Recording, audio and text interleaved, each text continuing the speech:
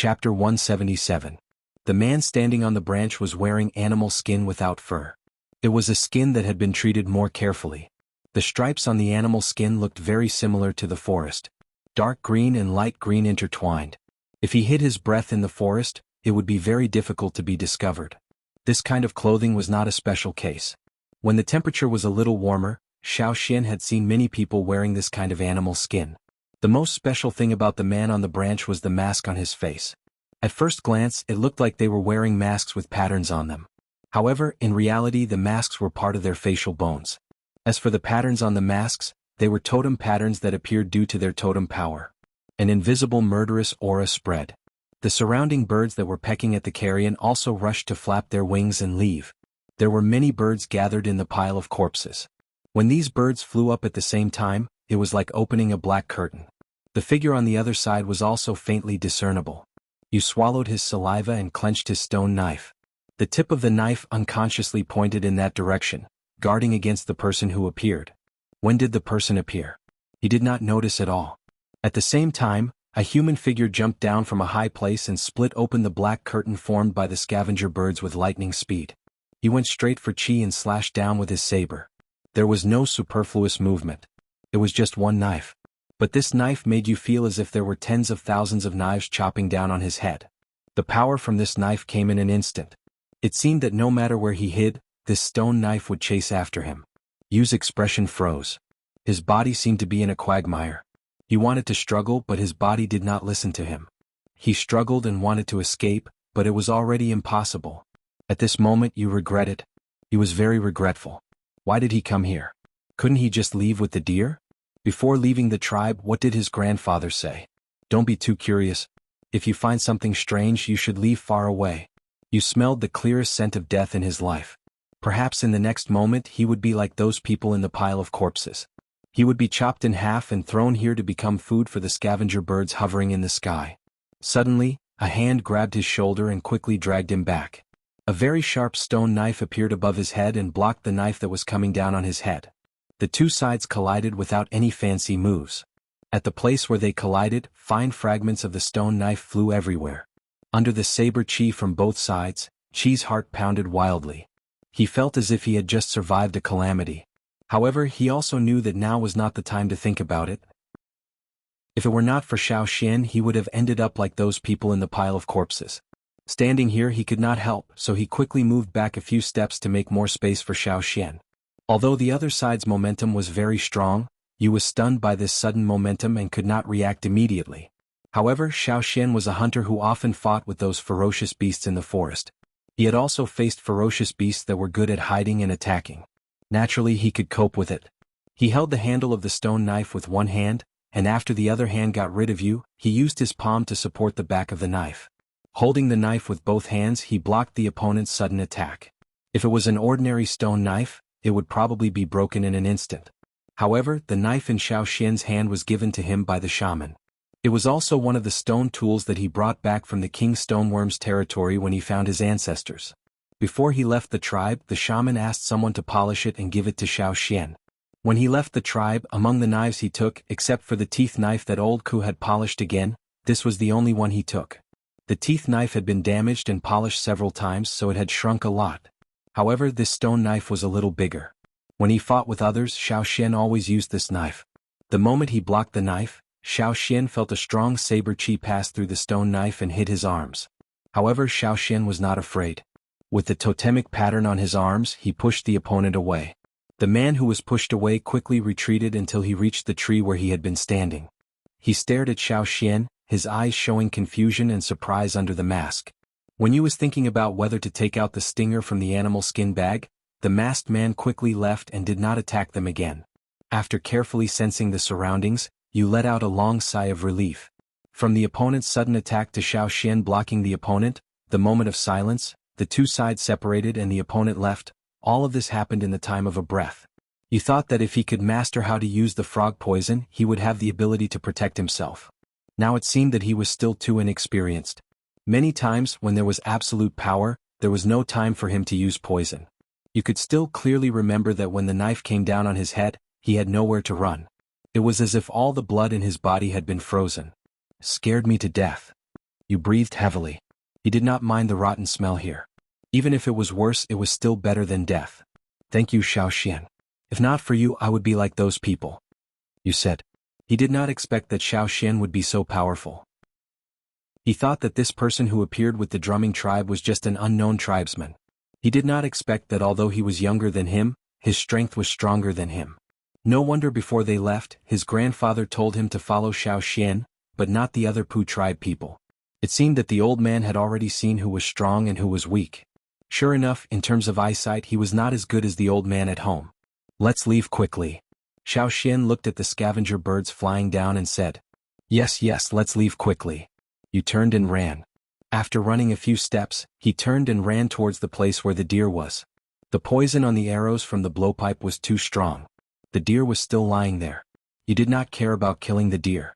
He dragged the deer and left. He just wanted to leave this place filled with the smell of death. No wonder those people in the traveling team would quickly avoid the tribal war. They would really be implicated. When he finally saw the team resting on the shore and met people moving around, he slowed down his pace. At this time he remembered his doubts and looked at Xiao Xian. Say, which tribe did that person come from? The other side is very strong. Xiao Xian thought about the other side's mask and said, 1,000 faces.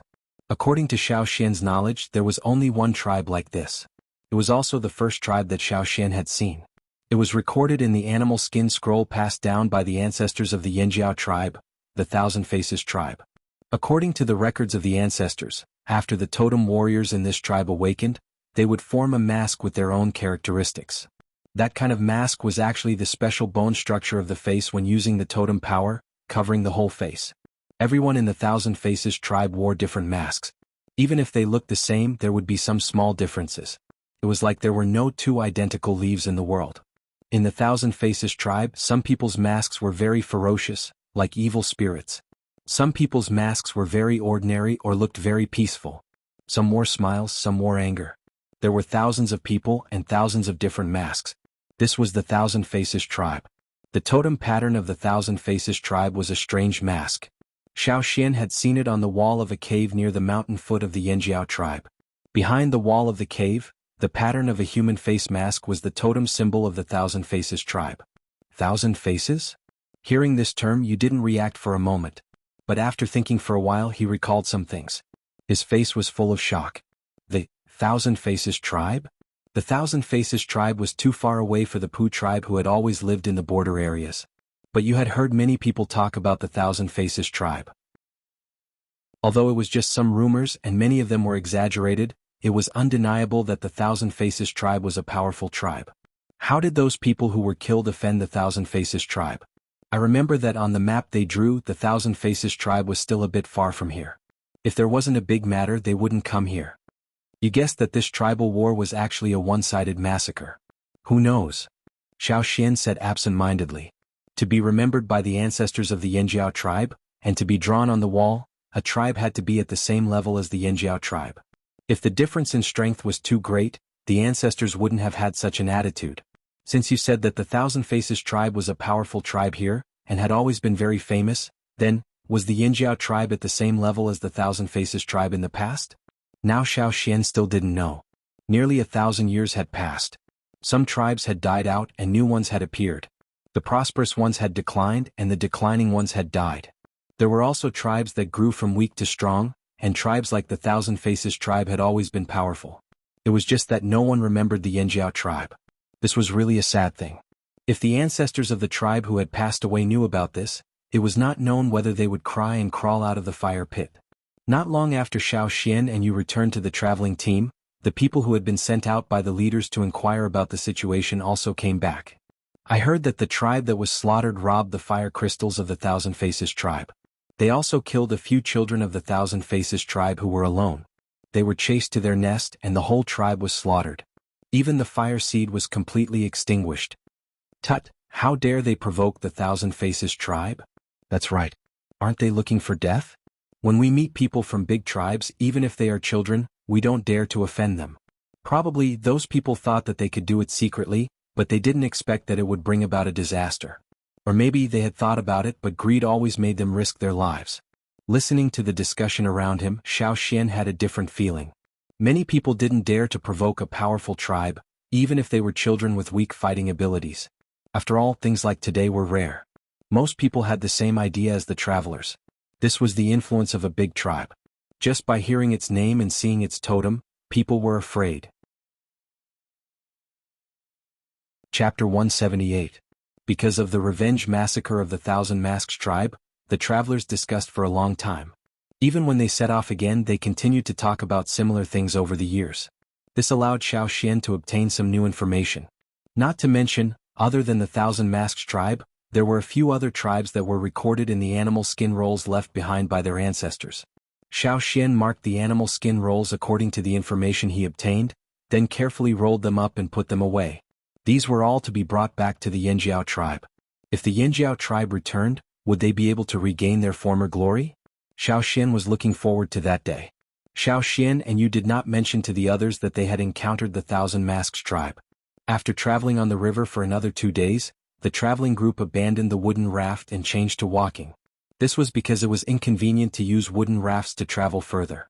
Although there was also a river, it was not as fast as walking. Later on, they had to go to higher places. The area in front of them was located at a higher elevation. It was said that there were endless grasslands and snowy mountains. It sounded like some places in the hunting area of the Yanjiao tribe. The grasslands were very large and there were many large and small tribes scattered there. Wars often broke out between the tribes there. The traveler team would not go deep into the grasslands, nor would they get involved in matters related to war. They were just passing through the grasslands and would exchange things with the tribes there. At this time of the year, the grass on the grasslands was green. Walking along the river and stepping onto the grasslands, Xiao Xian looked around. The sky was high and the air was cool. The grass was green, and there were some small flowers that he could not name blooming on the grasslands. They had a faint fragrance. Looking ahead, the green grasslands stretched as far as the eye could see. In addition to the river that crossed the grasslands beside Xiao Xian, there were many small lakes scattered across the grasslands. The lake water reflected the blue sky. Among them, there were also some smaller rivers that passed through the large and small lakes. The water was clear and there were some small fish swimming quickly. This is the grasslands. If we go a little further, we will enter the Feng tribe. An experienced traveler next to Xiao Xian said. The Feng tribe was one of the tribes on the grassland. The team of travelers happened to pass by the Feng tribe. The Feng tribe was already familiar with the traveling team. They had been on this path for many years and both sides had long understood each other. For the people of the Feng tribe, the tribes of the travelers were too far away from here. They didn't have the problem of fighting for territory with them. The long distance posed no threat to them. What's more, every time these travelers passed by, they could take out some of their tribe's products to exchange with the travelers. Many people in the tribe liked this kind of trade. They didn't need to leave the tribe to exchange for some rare things. It was simple and convenient. For the travelers, they could exchange things and pass through the grassland under the protection of the Feng tribe. This was a win-win situation. Therefore, they didn't mind taking a step back during the exchange. Where are the people of the Feng tribe? I don't see anything. You looked around and said. They don't live here, but this is their sphere of influence. Sometimes the Feng tribe will send people here to patrol. If we walk a little further, we should be able to meet the patrol team. The person next to him said. The Feng tribe's territory is so big. You said with emotion. This is big? If you see the real big tribes on the grassland, won't your eyes pop out? The person next to him laughed. Many tribes on the grassland raise some cattle, sheep, horses and so on. They also hunt, but there aren't many prey here. Most of the time they eat those raised animals. And those raised animals need to eat grass. The grass on the grassland is for those raised animals. If there isn't enough grass, they won't be able to raise many animals. Without raised animals, there would be no source of food. Naturally, the tribe wouldn't have a good life. Listening to the person next to him, you nodded in understanding. Most of the grassland here was not dense forest. There weren't many beasts living here, unlike their Pu tribe. Even if they didn't have the things brought back by the travelers, they could still find food in the surrounding forest. As they were talking, Xiao Xian heard a rumbling sound. The ground under his feet also trembled. Someone is coming. Don't worry, it's the Feng tribe's patrol team. By the way, do you know that there are many tribal warriors on the grassland who ride horses? Ride horses? You had only eaten horse meat. He really hadn't ridden before. Xiao Xian and the other travelers looked in the direction of the sound. Over there, there were some large mounds that were covered with green grass. As the rumbling sound got closer and closer, at the place where the mounds met the blue sky, a figure emerged. Soon, more figures appeared in everyone's line of sight. The patrol team had a dozen or 20 people patrolling everywhere. Sometimes they moved in large groups. Not all of them were members of the patrol team. Most of them were other members of the tribe. The people of the tribe wouldn't stay in the place all day long. When they were free, they would ride horses and gallop in groups on the grassland. Hundreds and thousands of horses galloped down from the huge green mound towards the group of travelers, bringing with them a majestic aura. When the horses approached the traveling team, they began to slow down. In the midst of neighing and whistling, the horses gradually stopped and surrounded the traveling team. Several team leaders of the traveling team also knew the leader of the group. They greeted him with a warm smile and chatted with him. They also threw him some rare things on the grassland that they had exchanged on the way. The leader of the Feng tribe took the things and said, "Many people in our tribe have been waiting. A few days ago someone asked when you would come. Today we finally see you." Seeing the traveling team, the people of the Feng tribe were very happy. Some of them shouted that they wanted to go back immediately to prepare the items they wanted to exchange.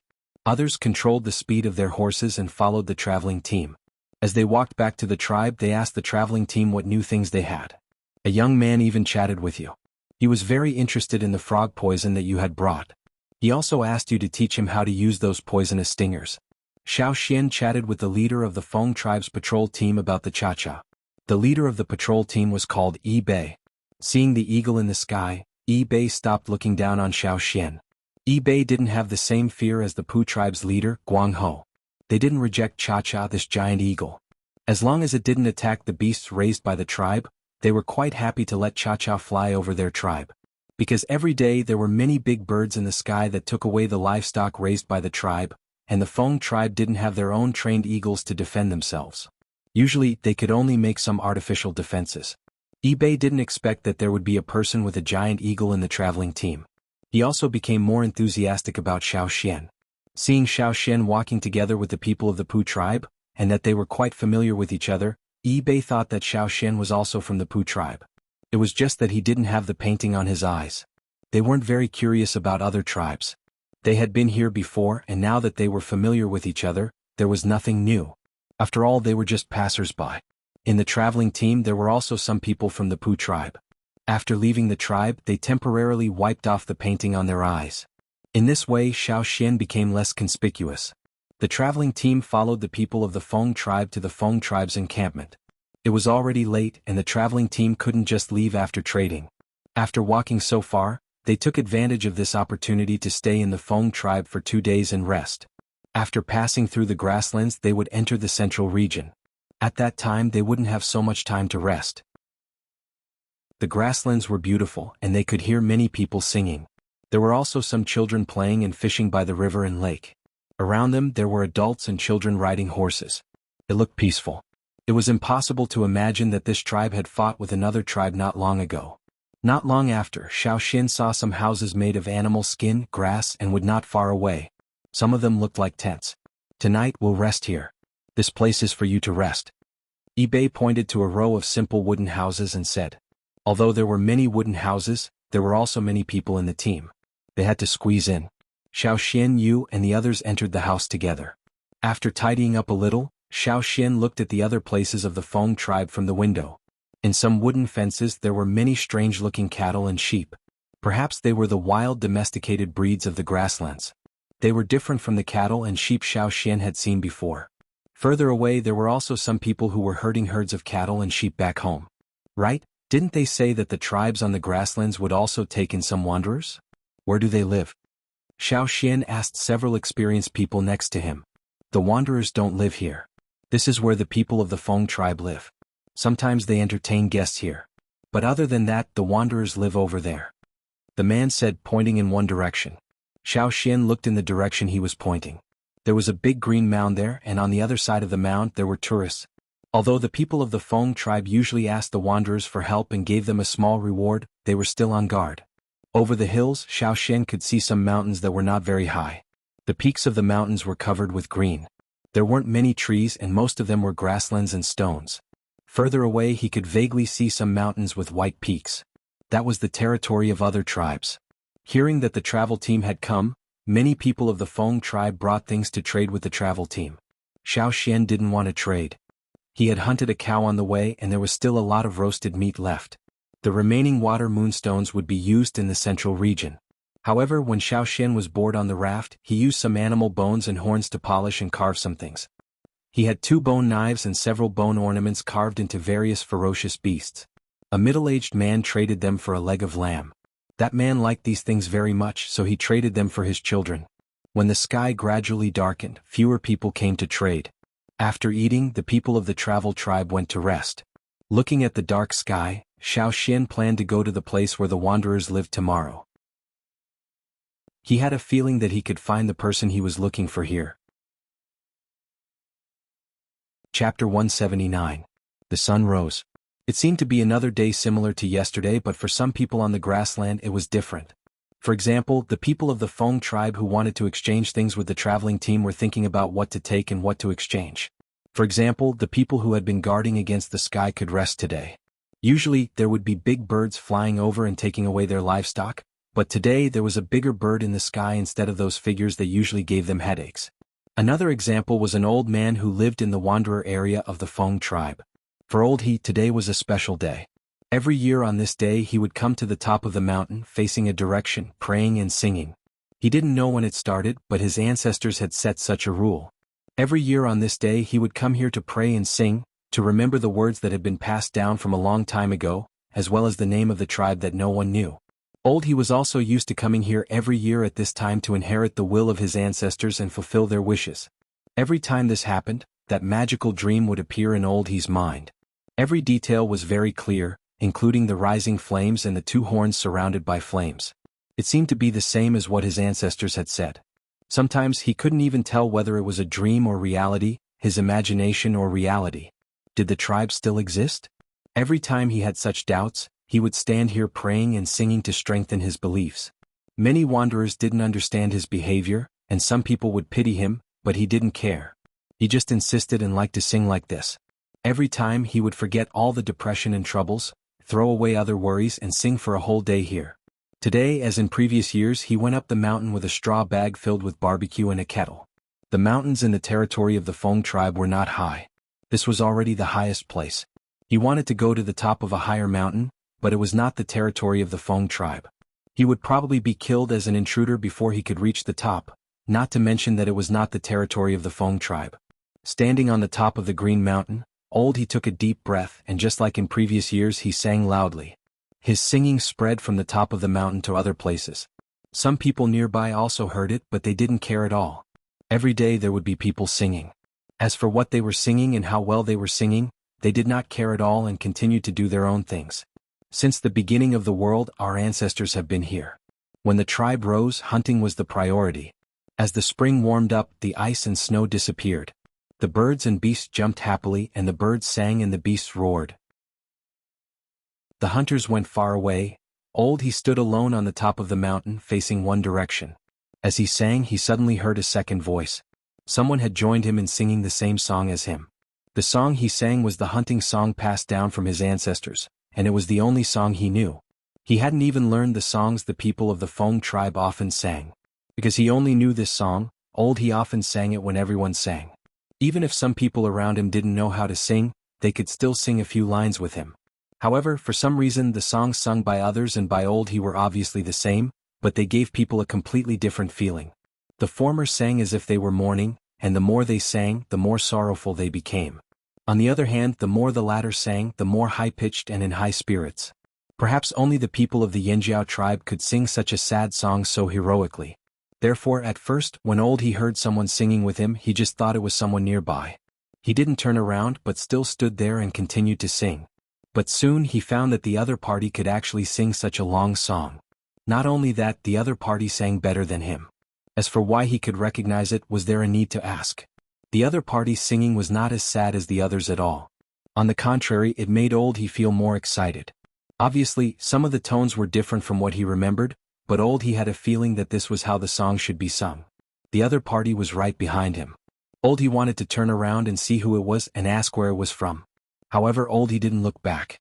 He had to finish singing this song, or it would be disrespectful to his ancestors. In order to hunt, you travel day and day deep into the mountain. You come back from hunting with no empty baggage. You have the ability to recognize the tracks of beasts. As he sang, he was immersed in that wonderful state again. He saw a pair of flaming horns which seemed to be close at hand but couldn't be touched. He always felt that it was still a little bit away.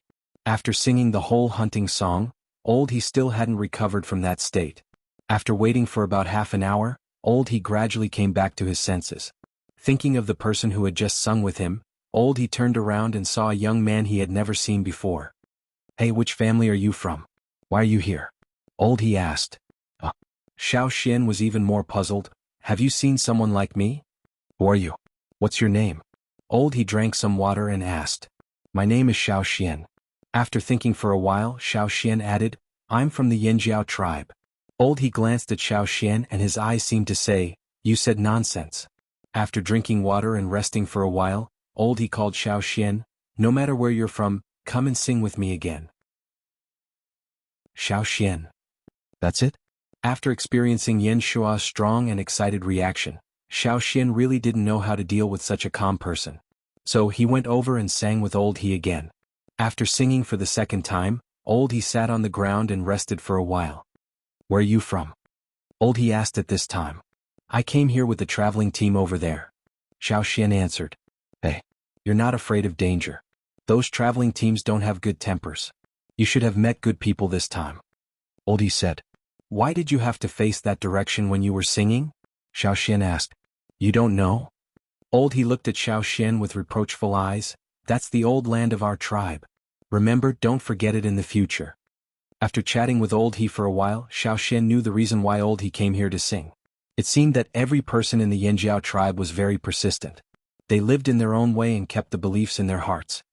His son was gone, his daughter-in-law ran away, and his wife stayed at home to take care of his sick grandson. It was the only day in a year that he would come here to sing. Last year he also came here with his grandson. Unfortunately, his grandson was seriously ill these days, so he came here alone. When he sang, he also prayed to his ancestors, hoping that they would bless his little grandson so that he could recover. Many people on the prairie got sick and died. After resting for a while, he began to sing again. He also pulled Xiao Xian to sing with him.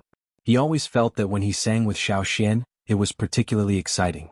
It was a kind of blood-boiling passion, like a hunting warrior who was about to go to war. Xiao Xian sang with the old man over and over again. The sun rose and gradually began to set before he really stopped singing. After singing, it was time to go back. He went down the mountain with Xiao Xian. He also asked Xiao Xian about his next plan. When he heard that Xiao Xian wanted to go to the central region, he didn't agree. "It's too far and too dangerous. You're just a boy with no ability. How can you go to the central region with those travelers? The central region is more dangerous than other places. I advise you to go back to where you used to live. Maybe you can't live well, but at least you can stay alive. Only when you're alive can you have hope. You look quite strong, so I guess you must have a good life. If you really can't find a place to stay, you can stay with me. Life on the grassland is difficult, but it's much better than those drifting around." He persuaded. "It's all right. Don't worry. I can protect myself." Xiao Xian said. "Young man, don't think that you can run around just because you're strong. Although we're strong, we're still very weak compared to those totem warriors." "But I'm a totem warrior." "What?"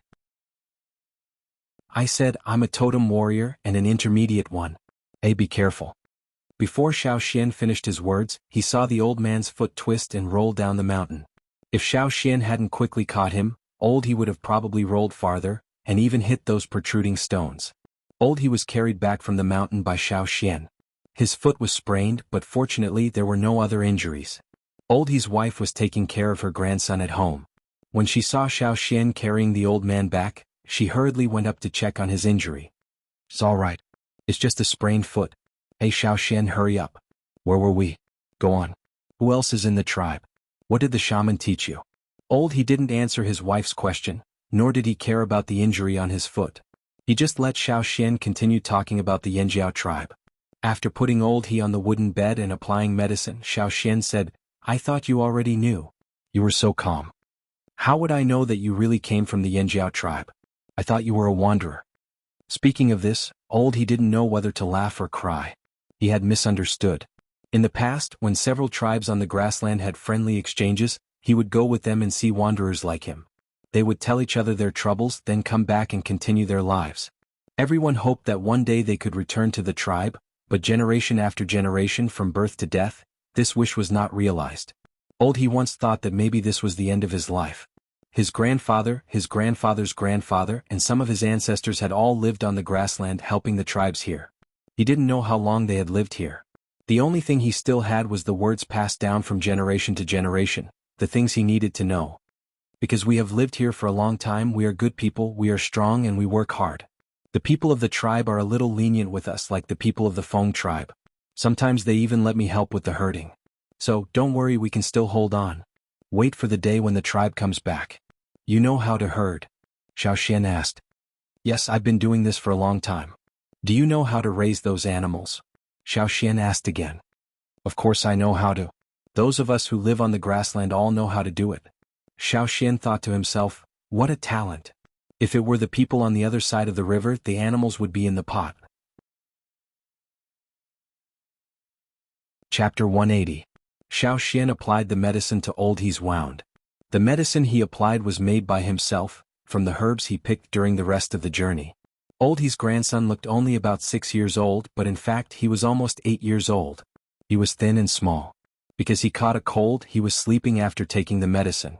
Xiao Xian also brought some herbs from the tribe to strengthen the body. He gave some to He. Totem warriors can use these herbs directly. When you drink it, put less herbs at a time but add more water. People who hadn't awakened their totem power, like the children in the Yanjiao tribe, were weak.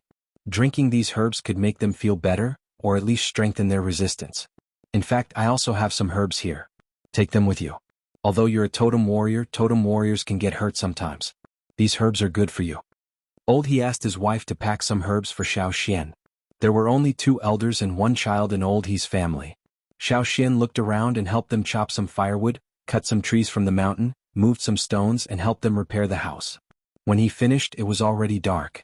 He roasted the lamb leg he got from the Feng tribe and cooked some wild vegetable soup. Xiao Xian and He's family finished eating, then got up and left.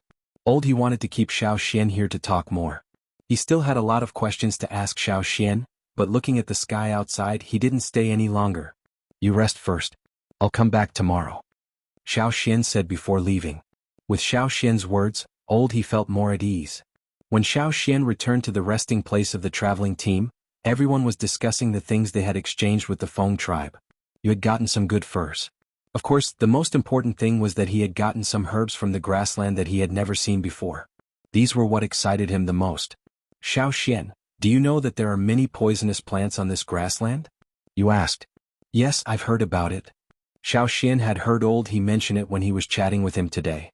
For people like you, those were treasures, but for the people on the grassland, those were demons.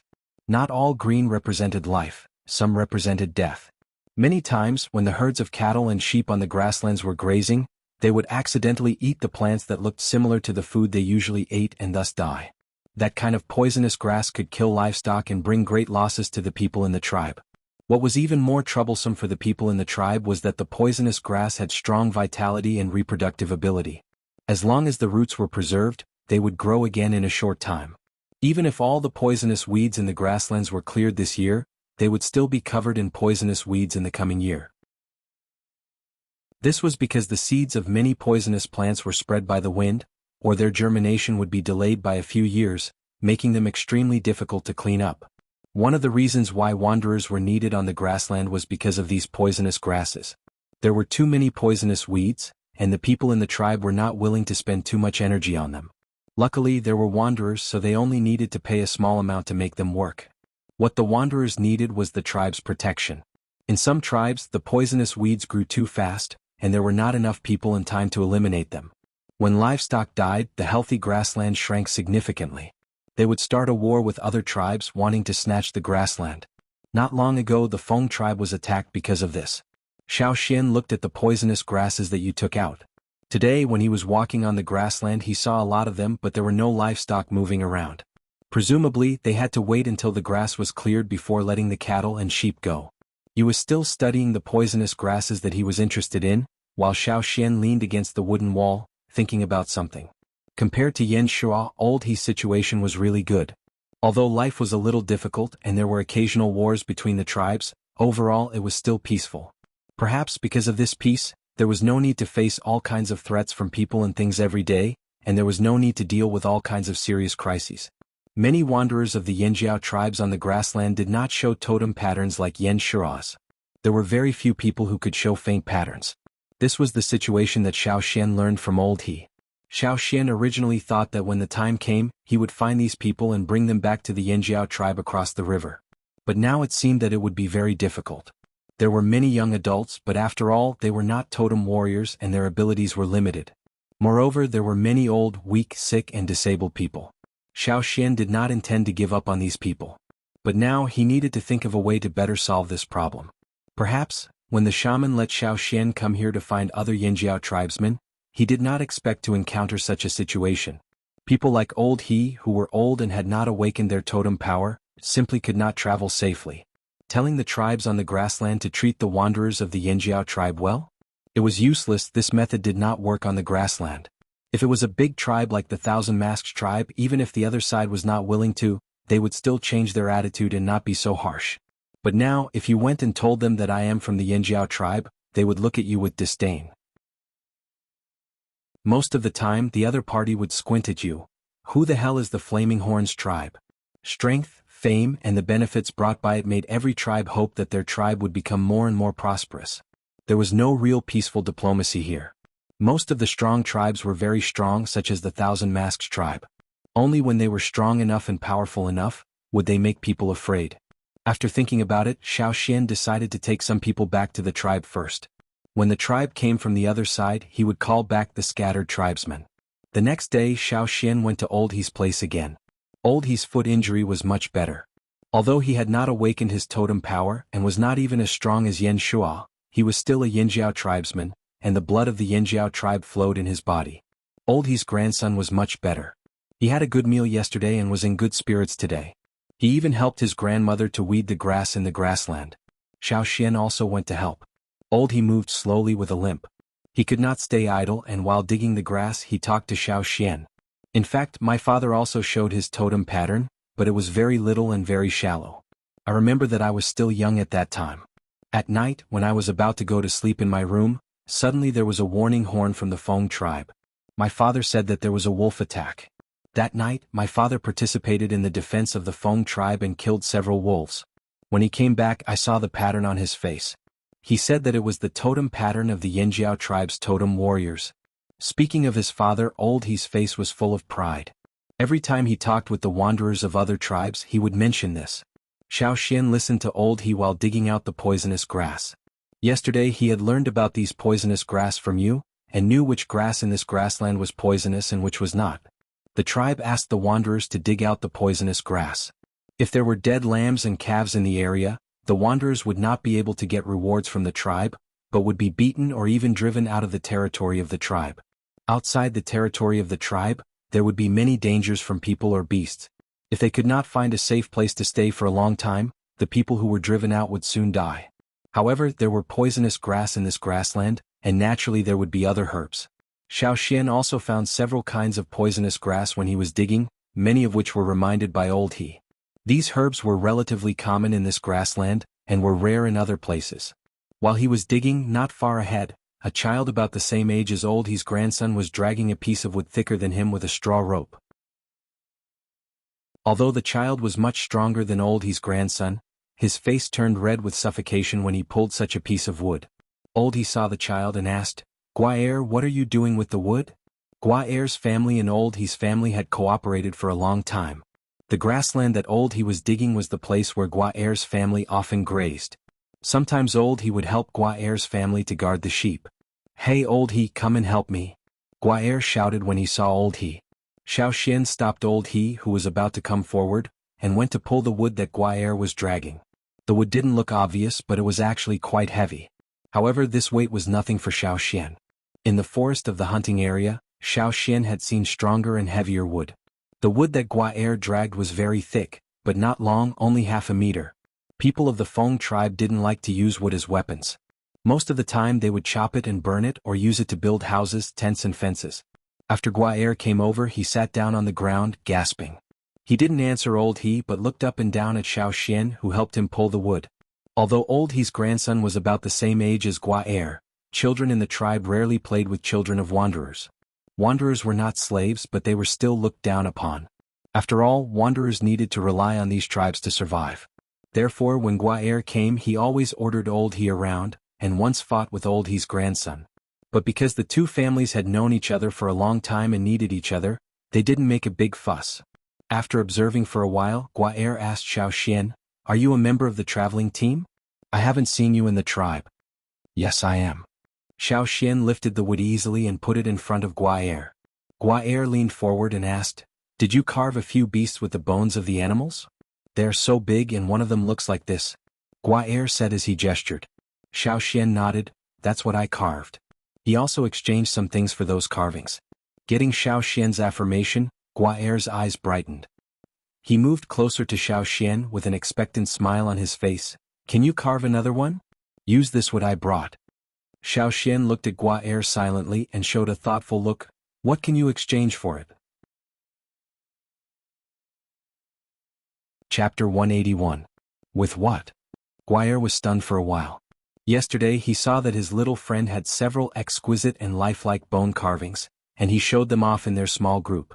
Gua Er also wanted a wood carving. Compared with these, the wood carvings made by other people in the tribe were not at the same level. Gua Er heard that he wanted to exchange with the traveling team, so he went there to look for him, but he didn't find him. So he planned to find a tree first, and then ask someone to carve a wood carving for him. Yes, Gua Er didn't like bone carvings, stone carvings were second. Compared to stone carvings, Gua Er wanted wood carvings more. Stone carvings were too easy to break. His grandfather had also carved something for him. Carvings were naturally made of very common stones. If he wasn't careful he would break it. In contrast, several wood carvings were still in good condition. Even if many people thought that wood carvings were more fragile than stone carvings, he still preferred wood carvings.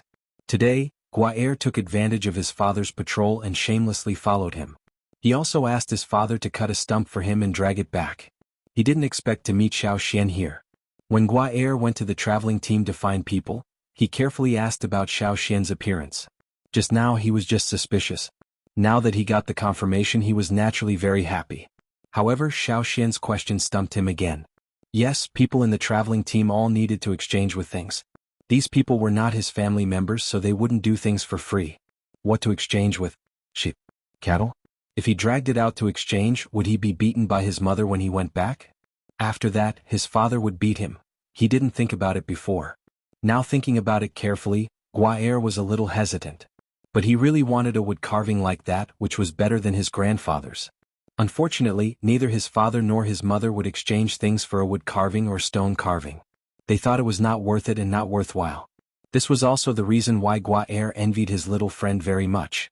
Gua Er couldn't think of a way and was anxious. He was afraid that Xiao Xian would refuse. He grabbed his hair and opened his mouth several times, but didn't know what to say. "Well," Xiao Xian said when Gua Er was hesitating, "you promise me one thing, as long as it is within my power, I will carve for you." "What is it?" Gua Er asked. "Help old He and the others more often.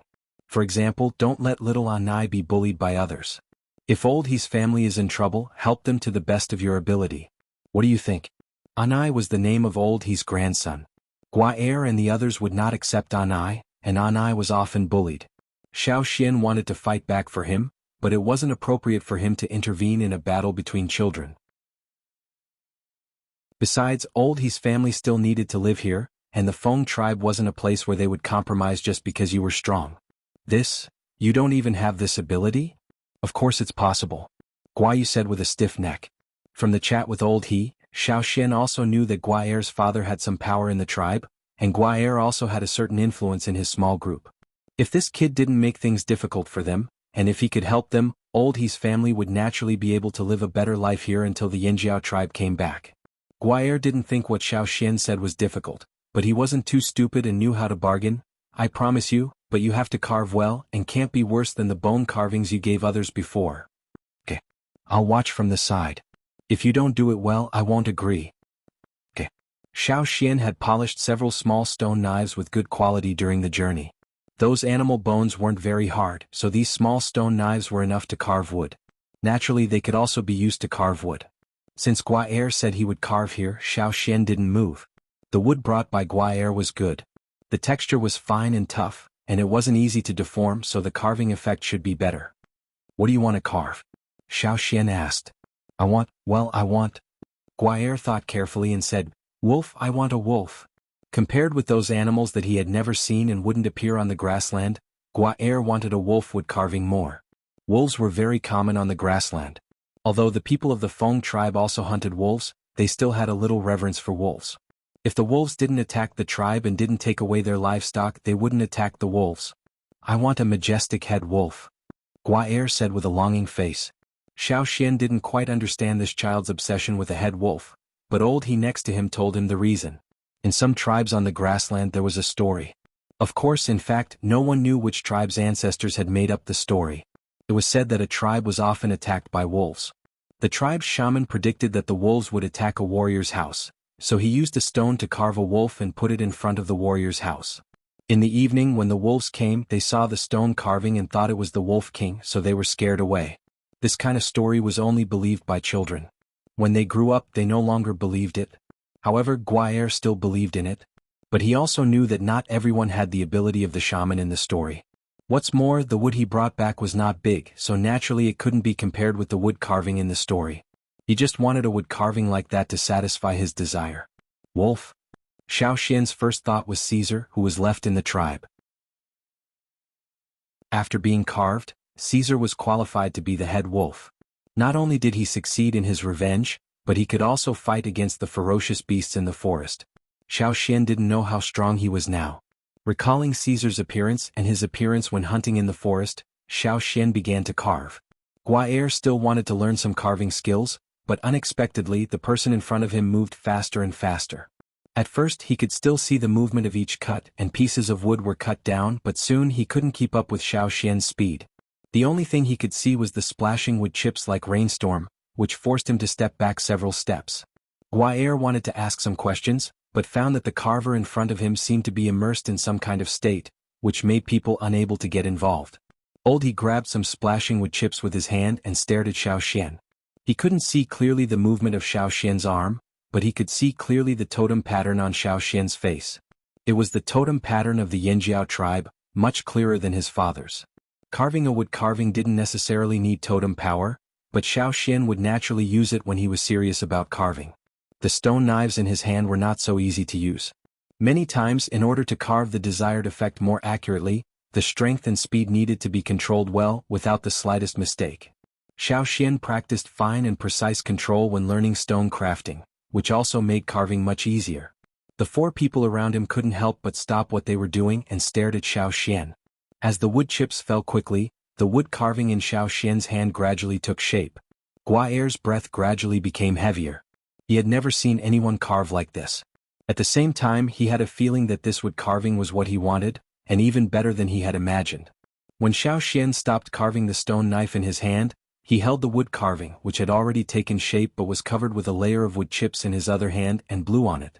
The wood chips covering the wood carving flew up and left the wood carving. Under the dazzling yang-guang, it was like sprinkling a handful of gold powder. And the wood carving also showed its true appearance. It was a very strong wolf, and the viewers could even feel the strong muscles under the fur. It stood there with its head held high, without baring its teeth, howling, or raising its claws. It just stood there, with its head slightly tilted, as if it was looking at something not worth mentioning. With a kind of indescribable power, it seemed that everything in front of it couldn't pass it and could only retreat. The wood carving was not big, it looked like the size of a puppy, but it gave people a completely different feeling. Are you satisfied with this? Xiao Xian held the wood carving in his hand and asked Guaer. Yes. Guaer excitedly reached out to receive it carefully. So, do you remember what you promised before? Xiao Xian asked again. What promise? Oh yes, of course I remember. Take care of old he and the others. Looking at the wood carving in his hand, Guaer felt that this deal was really satisfactory. Once a promise is made, it's hard to take it back. Guaer was a little confused by Xiao Xian's words. That is to say, once you said this, even if you put on the 4 strongest horses in your tribe, it's hard to catch up with them. You can't take back your words and you must keep your promise. Xiao Xian explained simply. Of course. Guaer now only wanted to take the wood carving back, so he didn't stay any longer. He got up and left. After Guaer left, Xiao Xian turned his head and met the eyes of old He's grandson Little Anai. You also want a wood carving? Xiao Xian asked. Yes. Anai nodded heavily. What kind? Also a wolf? No need, Xiao Xian rubbed Anai's half-long hair and said, at that time you will see the real one. It's much more majestic than that. Not only a wolf but also a cave lion, a big-headed forest rakos and many more. Xiao Xian told old He's family some things about the tribe, and also carved a totem with a stone, a pair of flaming horns. Old He was old and had experienced too many things. Countless setbacks and blows, ups and downs. Now, although he was not calm, he was much calmer than Yan Shura. It was just that his hand, which could usually hold the stone pickaxe steadily, was trembling when he held the small totem with 2 horns, and didn't calm down for a long time. After a long while, old He turned to a direction, carefully put the stone carving in front of him, and then kowtowed in the way of the Yanjiao tribe. Anai and old He's wife also kowtowed. After kowtowing, old He stood up. The tribe used to be in that direction, but they left later on. I've never been there. I only know that the old haunt is there. My father told me about it, and my father also learned about it from my grandfather. It was passed down from generation to generation. They said that although the tribe left the old land, the roots are still there. If the tribe still exists, one day the tribe will return to the old land and rekindle the fire. Xiao Xian, you don't have to look for the lost tribesmen one by one. There are many wanderers in the Yanjiao tribe. Maybe many people don't know where they belong, and many people don't know the past and can't see the future. But when the fire is rekindled in the old land, all the wanderers in the Yanjiao tribe will be able to go home. Chapter 182. Old He said that the roots of the Yanjiao tribe were still in the old land, and the veins of the fire were still there. The fire must be ignited in the old land. Xiao Xian really didn't know this. Maybe the shaman knew but didn't say it. No wonder those ancestors wanted to go back to the old land, and there was such a reason. For the tribesmen who were wandering outside, and for the tribe to prosper again, the return of the tribe was really necessary. Many people were waiting to welcome a new life. The travel team would not stay in the Feng tribe for a long time. After all, they were just passing by and used it as a place to rest before reaching the central region. After a good rest and enough preparation, the leaders called the people in the team and prepared to set off. Xiao Xian left some things for old He's family, and exchanged some cattle and sheep for them. Old He didn't take the water moon stone. There were 2 old people and 1 young in his family, and they had no fighting power. If other wanderers were jealous and wanted to kill them, it would not be worthwhile. Fortunately, Guaer had promised to take care of them, so old He's family would not be too difficult. Even if it was difficult, old He didn't care because there was hope. Maybe, in a few years he could take his family and wanderers living in other places back to the tribe. What a blessing to be able to return in his lifetime. After saying goodbye to old He, Xiao Xian and the travel team left the Feng tribe. Not long after the traveling team left, Guaer's father came back from his patrol. After entering the house, he wanted to ask Guaer what he had done with the wood that he had dragged back. If he hadn't dealt with it, he would have chopped it into firewood. Opening the leather curtain, he stepped into the house. However, when his eyes met an object somewhere in the house, his scalp tightened, and his hand quickly pulled out the knife on his waist. However, before he took the next step, a figure rushed out and let out a heart-wrenching cry. "Father!" Guaer held his father's leg tightly. "Father, we have so much firewood. Don't cut my wood carving." Wood carving? Guaer's father was stunned and looked over there carefully again. It's true. No wonder he felt a little strange. It was just a wood carving. However, it was really not easy to carve a wooden sculpture like this. When he first saw it, he thought that he had encountered some wild beast from the forest. Where did this wood carving come from? Guaer's father put away his knife and walked over. He looked at the wood carving in front of him with great interest. "Didn't I tell you? It's a piece of wood I dragged back. I asked that traveler called Xiao Xian to carve it." Guaer told his father about the matter and also mentioned that he had promised to take care of old He's family. After that, he was a little worried. He lowered his head and quickly raised his eyelids to look at his father for fear of being beaten. Unexpectedly, Guaer's father was silent for a while and then said, "Just do what you promised." Xiao Xian, who had already left the Feng tribe, didn't know the conversation between Guaer and his father. He and the others continued to walk along another river. The upper reaches of this river were deep in the grassland, and the lower reaches would converge with another tributary.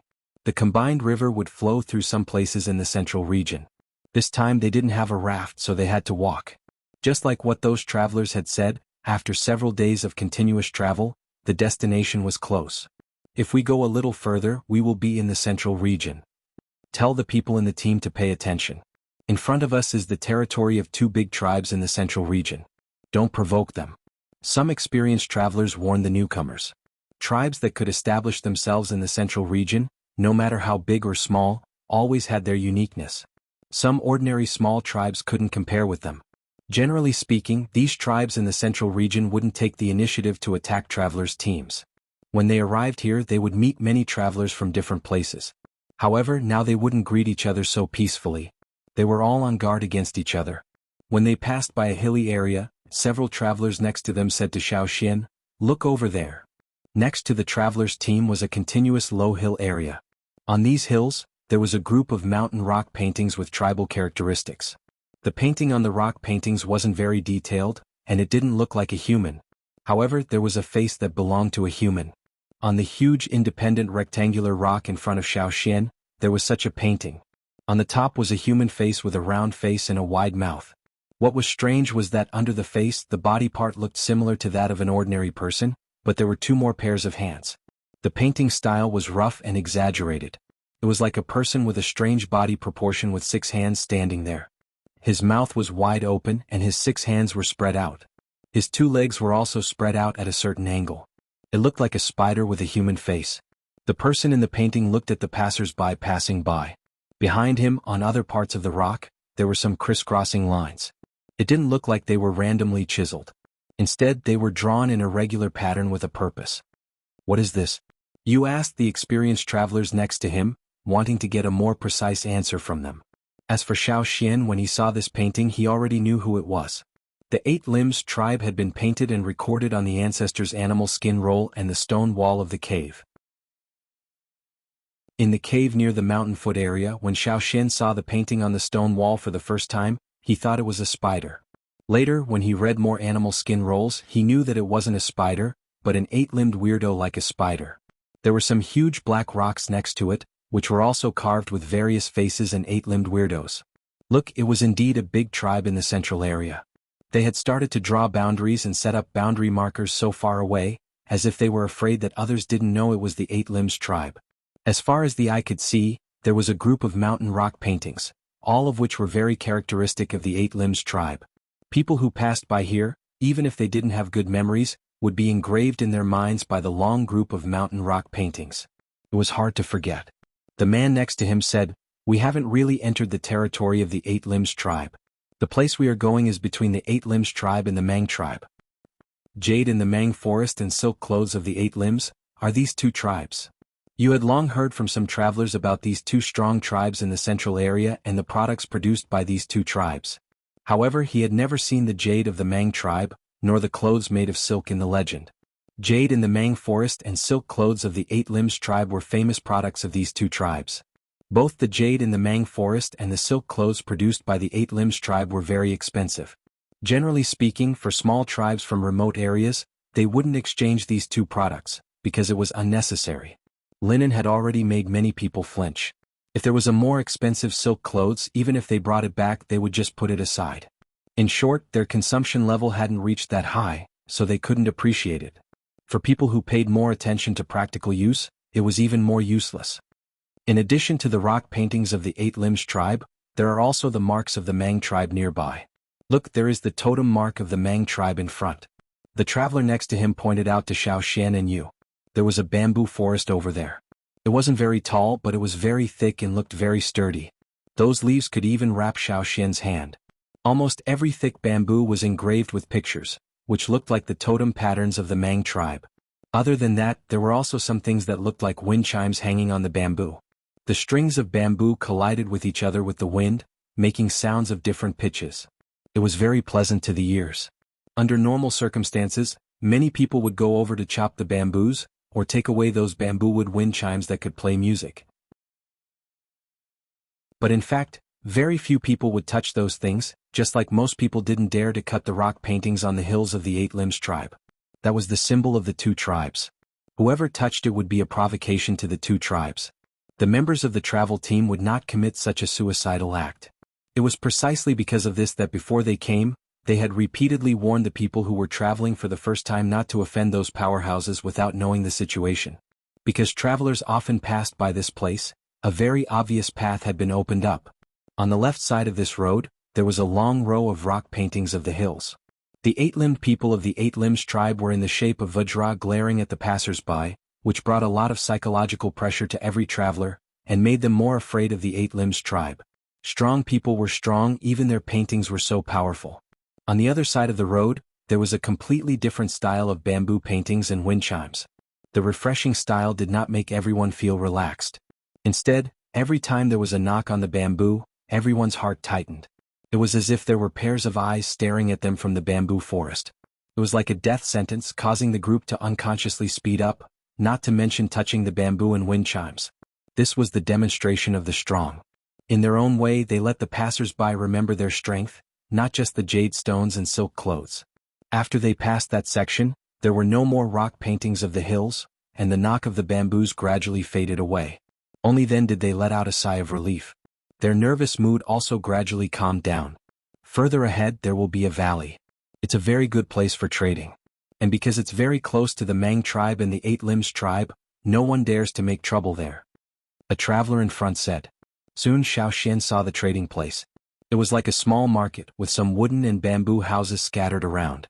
There were also many travelers from different places, or people from nearby tribes trading here. Because there were two big mountains behind them, they sometimes had to offer some gifts to the people of the two tribes. Entering this market, Xiao Xian felt that it became lively all of a sudden. Some people put their goods on the ground, and at the bottom, there was a layer of grass curtain or animal skin. And some people set up a simple shelf and put their goods on it. It was a very simple market, but it was the biggest and busiest trading place that Xiao Xian had seen since he came to this world. Chapter 183. There were a lot of pottery around, as well as painted pottery with various patterns.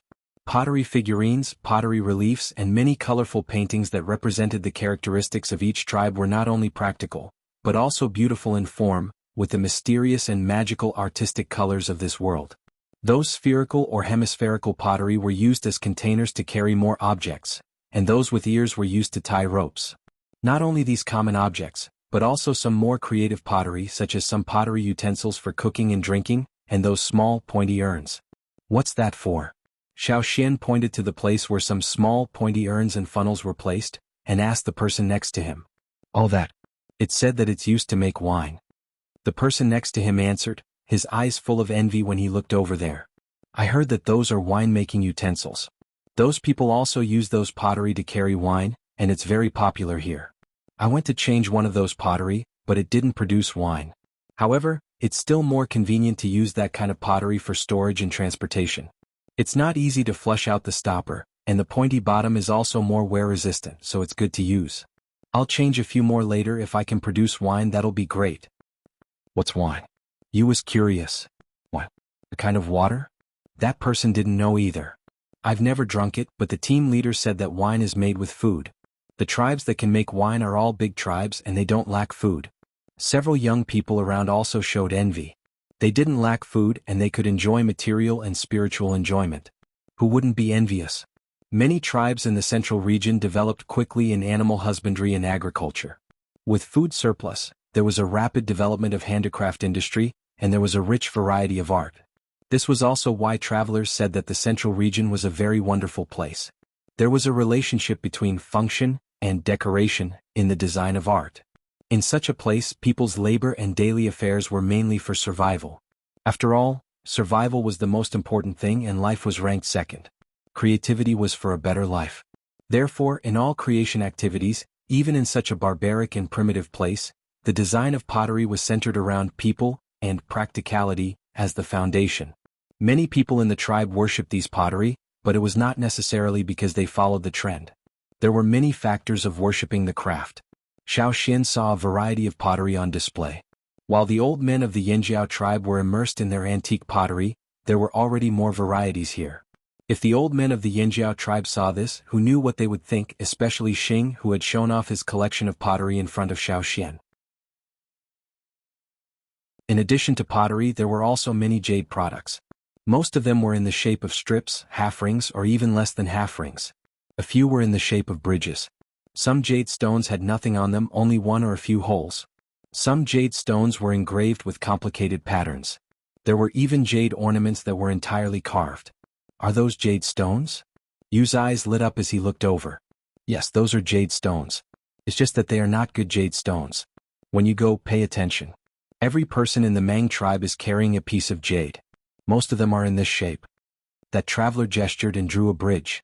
As for those who carry jade stones like this, you should stay far away from them. He then drew a half ring and a circle. These people belong to the higher ranks in the Mang tribe. Let's not provoke them. The surrounding youths quickly nodded. Don't just look around. Let's go find a cave to rest in. The experienced traveler called out to the youths who were looking around. Don't get separated. If you get separated here, you'll be at a disadvantage. You might even lose your life. In this lawless place, everything was naturally decided by strength. The tribes in the central region were generally stronger, so the travelers would gather in large groups to be safer. From here on out, the traveler group would not be so idle. They also did not have the time to pay attention to the scenery. They had to be on guard at all times. There were many people from other tribes around. Anyone could become their enemy. When you were not paying attention, they would stab you, rob you, and then disappear without a trace. It was not uncommon. There was a mountain not far from this market.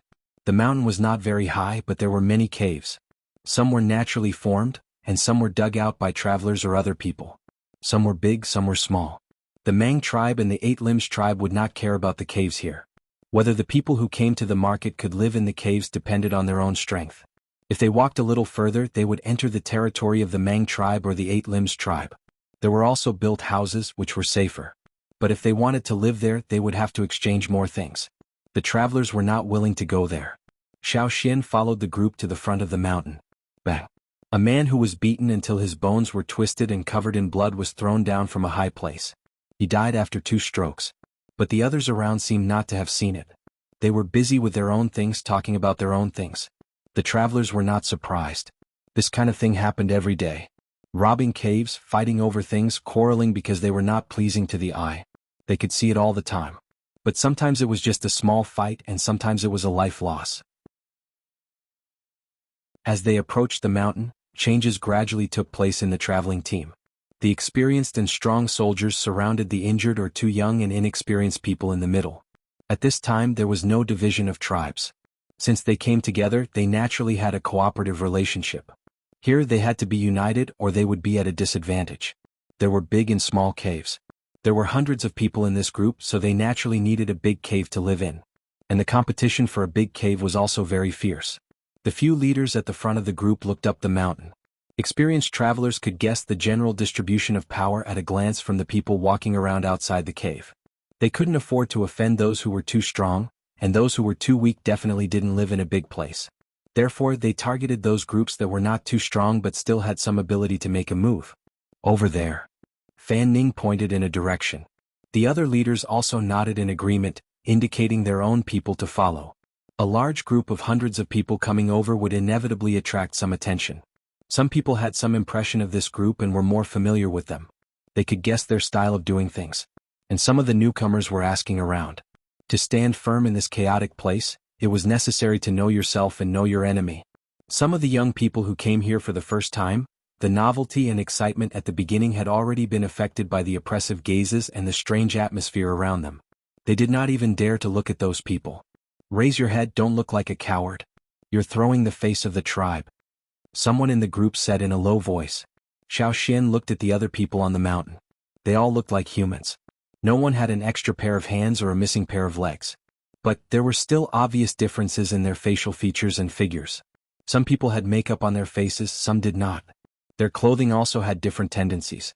With a rough look, one could see that this was really a hodgepodge place. It was Xiao Xian's first time seeing so many people from different tribes in one place. Walking up the mountain a little, the group went straight to a slightly bigger cave. At the entrance of that cave there were a few people sitting. Seeing the large group going over, they also called out to the people inside the cave to come out. We'll take this cave. A tall and skinny person walked out and said, Oh, Fan Ning continued to lead the group forward. Now this is ours. Needless to say, the fight had already begun. A figure suddenly shot out from the cave. With a sound of breaking air, it rushed towards Fan Ning, who was at the front of the group. Feeling this sudden gust of wind, Fan Ning's eyes slightly narrowed. A cold light flashed through his eyes. His ankle that was walking forward suddenly turned. His shoulder shook. Instead of retreating, he went forward and met the attack head-on. The opponent's swinging leg attack was very swift and fierce. Xiao Xian did not doubt that this kick could make a person's head move. After being blocked by Fan Ning, the opponent landed on the ground and switched to using both arms. The swinging arms were like soft knives as they flew up and down. When Fan Ning dodged, the shadow of the arms directly smashed onto the rock at the side, leaving a deep mark on it. Xiao Xian was a young man, so he was also surrounded by the travelers in the middle of the group. The young people around him were silent, their eyes wide open as they stared at the dangerous battle unfolding before them. When they just arrived, the person who was beaten into a bloody mess left a very deep impression on them. Perhaps the person who lost would end up like that. Losing the cave was a small matter, but if you lose your life, then you have nothing left. But sometimes, even though you know it's dangerous, you can't take a step back. Do you know what kind of frog is team leader Fan Ning's favorite frog? You asked Xiao Xian in a low voice. What is it? Xiao Xian looked at you. He remembered that the pattern around Fan Ning's eyes was not very special. It was different from Yu's bright poison frog pattern. The overlord frog from the horned frogs. He likes the same as the leader. You said. The leader of the Pu tribe, Guanghu, looked like a dumpling. Later, Xiao Xian saw some of the Pu tribe's frogs that were obviously much bigger than the other frogs. Only then did he know that Guanghu's appearance was more similar to the horned frogs. But the Pu tribe's several gigantic beasts, their temperament was very brutal. Fan Ning liked the overlord horned frogs the most. His temperament was also similar to the overlord horned frogs. Moreover, his strength was also one of the top in the Pu tribe. Although this team leader of the Pu tribe's travel team did not have a good attitude towards Xiao Xian had to admit that this person, Fan Ning, was still very capable. On the other side, Fan Ning caught the opponent's carelessness. It looked like a simple and unadorned move, a fist that was nothing special, but it carried a tyrannical force. It broke through the air and directly hit the opponent's chest. The person who took this punch was sent flying and fell on the ground 10 meters away. He struggled to get up and wanted to say something, but he spat out a mouthful of blood. The faces of many people in the opposing team changed. They looked at Fan Ning, who was standing there in fear. Although Fan Ning's body also took a few hits, and his beast skin clothes were torn and stained with blood, but compared to the person who was sent flying, Fan Ning's situation was already considered good. Moreover, Fan Ning was still standing there very calmly. Xiao Xian felt that Fan Ning's punch was actually a little restrained. On the way to the central region, he also saw Fan Ning hunting prey. At that time, he was really ruthless. If he used all his strength in that punch, the opponent would have already died. If he added more strength, the opponent's bones would probably be broken. The other party was helped up, and blood was still flowing from the corner of his mouth. Even if his bones were not injured, the powerful punch just now had caused quite a bit of damage to his internal organs. It was impossible for him to continue fighting. He could feel that even though his bones were not broken, but there were already cracks. If he took another hit, he would be in a much worse state. Everyone rush up and continue fighting? Not worth it. There were still people in the opposing team who wanted to stand up and say something, but after being glanced at by Fan Ning's slightly narrowed eyes with a cold light, they retreated back. Who else? Fan Ning stood there, his line of sight swept across the crowd in front of the cave. Many people did not dare to look directly at his eyes. The tough and tyrannical aura just now, the quick and violent attack, completely broke some people's courage. Even the leader was defeated. Even if there were still many people with decent strength in the team, they could not win in terms of numbers. Looking at the opposing team, each of them was in a good state of mind, especially the leader, who stood there with a fierce face, looking like he could still fight for a few more rounds. Forget it, let's go. They could not win against the leader, they could not win in terms of numbers. They might as well save their strength to look for the next target. The group of people who were originally blocking the entrance of the cave started to pack up and leave. They planned to snatch the cave that they saw yesterday that was slightly smaller than this one. The people in that cave seemed to be easier to deal with. With such a result, you gave Xiao Xian a very proud look. Look, our leader is so domineering. At the same time, you also thought, worthy of being the one who drew the Overlord Frog's eye mark. If only leader Fan Ning could have the same brow bone as the leader, then he would really have the look of the Overlord Frog. Not only you, many of the Pu tribe's youngsters were also looking at Fan Ning fervently, their eyes filled with worship. On the surface, Fan Ning had the cold and solemn look of an expert, but in fact he was also feeling bitter in his heart. If he were to fight again he would definitely lose very miserably. Those few hits on his body had also injured his internal organs. He was only pretending that he was fine and needed to rest properly. He did not use his full strength in the last punch because he wanted to save some strength to guard against the future. Snatching the cave only needed to intimidate the opponent and force them out. "Let's go in and pack up," Fan Ning said to the others. The group swarmed in. Their group was very big, but this cave was enough to accommodate all of them. Although there was not much space for them to move around, but to be able to occupy a cave here was already not bad. When everyone was happily walking in, a person's voice came out from the cave. "What's all the noise about?" The voice had a bit of leisure and laziness and even had the sound of yawning. Hearing this voice, the people in the group did not expect that after they had already snatched the cave, there was still someone who dared to stay here. Could it be that someone in the previous group was sleeping too soundly and did not hear the noise? "Oh, come out. We have already taken this cave, you hurry up and pack up your things and get out." One of the leaders in the group shouted with surprise and anger. Chapter 184. Tap, tap, tap. The sound of footsteps came from inside the cave. The person inside the cave was walking out step by step. His footsteps were neither fast nor slow, with a hint of carelessness. He was not alarmed by so many strangers at the entrance of the cave. There was no bonfire in the cave. It was pitch black, so at first the people at the entrance of the cave could not see the person inside. They were only alarmed by the sudden appearance of this person, so they all picked up their weapons and pointed them at the person walking out. In a place like this, even an inconspicuous person could cause you trouble, so you had to be cautious. Near the entrance of the cave, the light became brighter and brighter. The person walking out of the cave gradually revealed his figure. That person looked very young, wearing a linen robe. Although it was a little wrinkled, it could be seen that this linen robe was much better than the one Xiao Shen saw in the Pu tribe. The weave was also more delicate. At the collar, there were some small bamboo pieces that were connected together to form an ornament, making the linen robe not so simple. That person raised his arm and stretched. The light at the entrance of the cave was a little dazzling. He grabbed his messy hair with one hand and looked at the person standing at the entrance of the cave. Another person? You are?" The few leaders at the front of the group looked at him and asked. "This cave is ours. Get out of here." There was a younger person next to him. He originally wanted to grab a better position in the cave, but when he started he was shocked by the noise from inside the cave.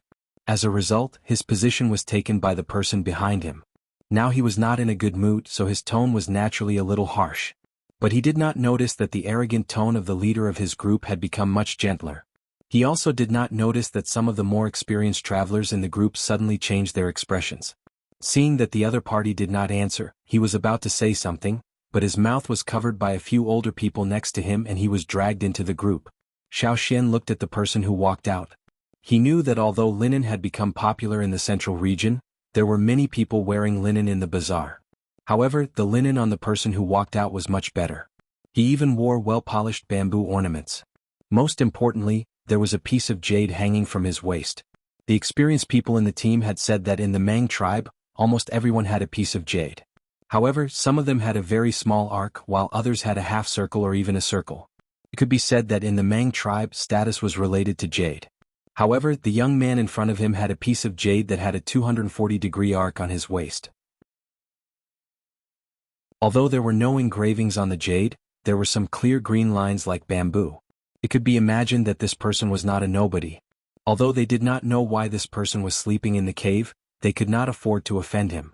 This was what the leaders thought at the same time. That person seemed to casually glance at the team of travelers and said, "I have already slept well. You can go in." No one in the team walked in, but following that person's footsteps, the team that was blocking the entrance of the cave quickly made a path for him. Some young people who did not know what was going on were pulled away by the older people around them. With no one blocking the entrance of the cave, more light from outside the cave shone in. This also allowed everyone to see this strange young man more clearly. He was quite white and did not look strong. He also did not feel strong. He did not have the imposing manner of the leader Fan Ning and the others. He was dressed well, but they did not know why everyone was so afraid of him. When everyone's eyes swept over the piece of jade hanging from his waist, The people who were cursing in their hearts just now lowered their eyelids and did not look at him. For a moment, the cave quieted down. The people who were discussing excitedly just now also shut their mouths. The atmosphere was somewhat tense. Ta-ta-ta. The sound of the other person walking slowly was very clear to everyone. Even the noise outside the cave could not cover the sound of the footsteps. Suddenly, the person who was walking out of the cave stopped in his tracks and looked sideways at the team of travelers. The few leaders at the front of the team suddenly felt nervous. They exchanged glances and thought about what they should do if something unexpected happened. But they did not expect that the other person only looked at a place in the team and smiled meaningfully. You have guts. When you go out, don't walk alone. The other people in the team followed that person's gaze and looked at a place. There Xiao Xian was standing with a frown. After saying that sentence, that person left. He went out and stood outside the cave to stretch his body. He moved his arms and looked down the mountain. Then he jumped. This place was halfway up the mountain. The slope was a little steep. There was still some height from the ground below. However, when the people outside the cave looked down, they did not see that person's figure. Don't look anymore. He has already left. Fan Ning said and walked in front of Xiao Xian. His face was cold. Probably because he was injured, his face looked worse. Have you offended the people of the Mang tribe? No, it's my first time here. I have never seen anyone from the Mang tribe before. Xiao Xian was also puzzled. That person only spoke halfway. How could he know what he was talking about? It's best that you haven't offended them. Fan Ning snorted heavily. Because of this snort, it affected the injury in his body. He coughed a few times and almost coughed up blood. But in order to maintain his face and stabilize the morale of the team, he swallowed that mouthful of blood back. Let's clean up the cave. A leader in front said. Worried that there would be other people in the cave, they lit a fire and walked in with torches. They checked carefully, took out some rubbish and threw it outside. Then they found a place to rest. After rushing for such a long time and arriving at the central region, they had been tense. Now that they could finally get a cave, they really needed a good rest. Some of the injured people also needed to recuperate. Xiao Xian Yu and a few others also found a place to rest. They lit a small fire and roasted the meat they brought. Only when they were full would they have strength. Xiao Xian, you really don't know that person? You asked. I don't know him. I also don't know what he meant by that sentence. Xiao Xian had been thinking about the reason. He even wondered if the other party had found out that he was from the Yanjiao tribe. However, he did not hear about any grievances between the Mang tribe and the Yanjiao tribe. Moreover, Xiao Xian did not feel any malice from the other party. Of course, there was no kindness either. He was just a stranger. On the other side, the person who left the cave was already near the market. He did not walk into the market. Instead, he walked about 100 meters away from the market. Whoosh! A slender spear shot at him and stabbed into the ground in front of him. Almost half of the spear was buried in the ground in an instant. Chu Su. Hand over Bai Ling. A white figure appeared in front of Chu Su from 100 meters away in the blink of an eye. It was a young woman wearing a white silk dress. At this moment, her beautiful face was filled with anger as she looked at Chu Su. Isn't it just a spider? How many days have you been chasing me? Chu Su yawned and said carelessly, You care about your spider. What about my bamboo rat, which I painstakingly raised? You will compensate me? I was planning to raise it for a few more days and make a big pot of soup to eat. But when I went back to take a look, oh, there are only bones left. Chu Su's face turned cold as he said the last sentence. I can compensate you with my silk dress for your bamboo rat. The woman in white softened her tone and said, Hey, do you think everyone cares about the smell of spiders in your tribe? Do you think the Mang tribe has nothing good? No matter what, you have to hand over Bai Ling today. The woman in white didn't back down. Do you think I'm afraid of you? Wait. Before the woman took action, Chu Su quickly stopped her. Looking at the sky, Chu Su's line of sight stopped at a certain place. His angry face revealed a smile as he raised his palm. After a breath, a green figure flashed by and finally stopped on Chu Su's palm. It was a bird less than the size of a palm. Its wings were like knives and its tail was like a swallow's. Because of its small size, it was easy to mistake it for an insect if one didn't look carefully. What did you find? Chu Su touched the bird's head with his finger and said. The bird chirped and pecked Chu Su's finger lightly. I finally found those thieves. Chu Su's face was filled with joy. I have something to do. I won't talk to you anymore. Here you go. While speaking, Chu Su took out a white ball from a hide bag hidden in his clothes and threw it to the woman in white. The woman in white quickly caught it and looked at the white ball in her hand. It was originally a spider covered with long white hair, but now it was wrapped into a fist-sized ball. Moreover, there were several bamboo thorns on its body. It was these few bamboo thorns that caused the white spider to suffer great pain. Chu-su. The woman in white was even angrier. What are you yelling for? It's not dead yet. It's much better than my poor bamboo rats. It should be punished for eating so many of my bamboo rats. Will it die if I stab it a few times? It deserves to die. The woman in white didn't have time to say anything else. She just held back her anger and pulled out a few thin bamboo thorns on the white ball. After a while, the white ball gradually opened, and long legs with white hair stretched out. The fist-sized white ball expanded more than twice. See, it's not dead yet. If it eats my bamboo rats next time, I'll stab it to death. Chusa didn't want to stay here any longer. He put away the bag. I'm going to catch the thief. I'd like to see who dares to steal my bamboo rats. Do you really think I have a good temper? The green bird had already taken off, and Chusu followed closely behind. The woman in white hesitated for a moment, but she also followed. She also found that some of the spider webs in the tribe had been taken by someone. She didn't know if it was the same as the people in the Mang tribe who stole the jade stones and bamboo rats. After Xiao Xian ate his food and rested for a while, he went out of the cave with you and the others. The travel team was divided into two groups. One group went out to trade and the other group stayed in the cave. They took turns to go out in the morning and afternoon. Now Fan Ning took the people of the Pu tribe out. They would first trade a batch of goods in this market. The things that were popular in the central region might not be popular when they brought them back. They had to choose according to the habits and preferences of the tribes along the river. This way they could exchange for more things when they brought them back. Just like the coarse linen cloth that Xiao Xian saw before, it was nothing here. They could casually exchange it for something else, but when they brought it back they could exchange it for a good water moonstone, and the water moonstone could be exchanged for even more good things. Because there was no unified currency, the transactions that Xiao Xian saw were all kinds of strange items. Sometimes the buyer would take out something that the seller didn't like, so the transaction wouldn't be successful. The things that you took out from the frogs were more popular, so the transaction went smoothly. The drumming tribe's water moonstones were even more successful. If there were enough of them, Xiao Xian felt that the drumming tribe's water moonstones could be used as a unified currency. No matter which tribe the seller came from, if Xiao Xian wanted to trade with the other party, he could take out the water moonstone and succeed. No wonder the people of the Pu tribe were so excited every time they saw the people of the drumming tribe. The water moonstone was too versatile. One level higher than the water moonstone was the jade of the Mang tribe. It was also versatile in transactions, but it was much more expensive than the water moonstone. Xiao Xian had no interest in linen and pottery, but the jade from the Mang tribe had a calm and peaceful atmosphere. Maybe it had other uses for the totem warriors, but Xiao Xian felt that he didn't need it. He didn't have enough money, so he shouldn't have any ideas about the jade. Xiao Xian was walking with you and the others in the market when a square-faced man came up to them. Do you need jade?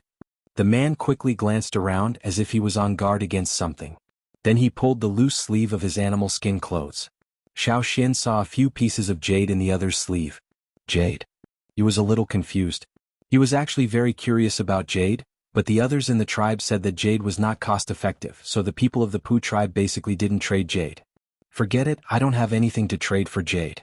If I trade for jade, I can't trade for other things. You refused. The other people of the Pu tribe also had the same idea, only Xiao Xian seemed to be hesitating.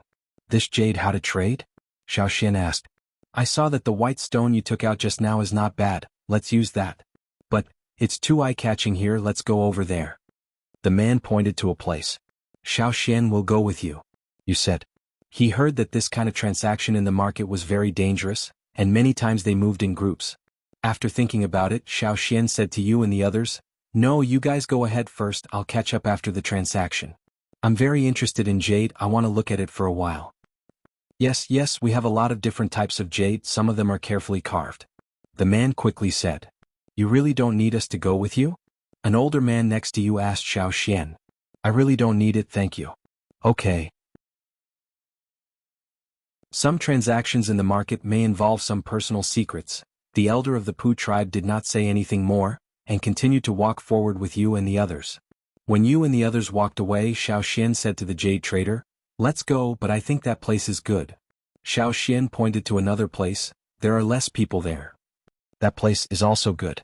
The man walked beside Xiao Xian, slightly half a step behind under the loose animal skin clothes. His finger made a gesture. After leaving the market for some distance, Xiao Xian stopped. In front of him, on his left and right, there was a person, and behind him was the jade trader in the market. Xiao Xian turned to look at the jade trader.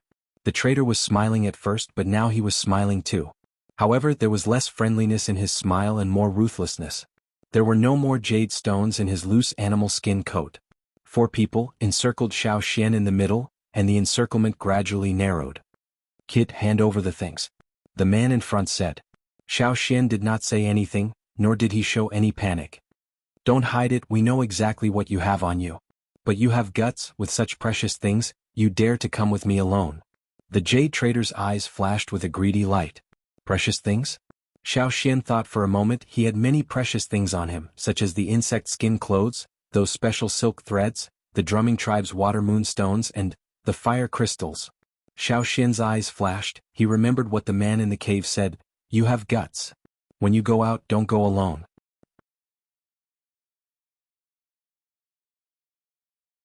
Chapter 185. A wasp the size of a thumb was circling around one of them.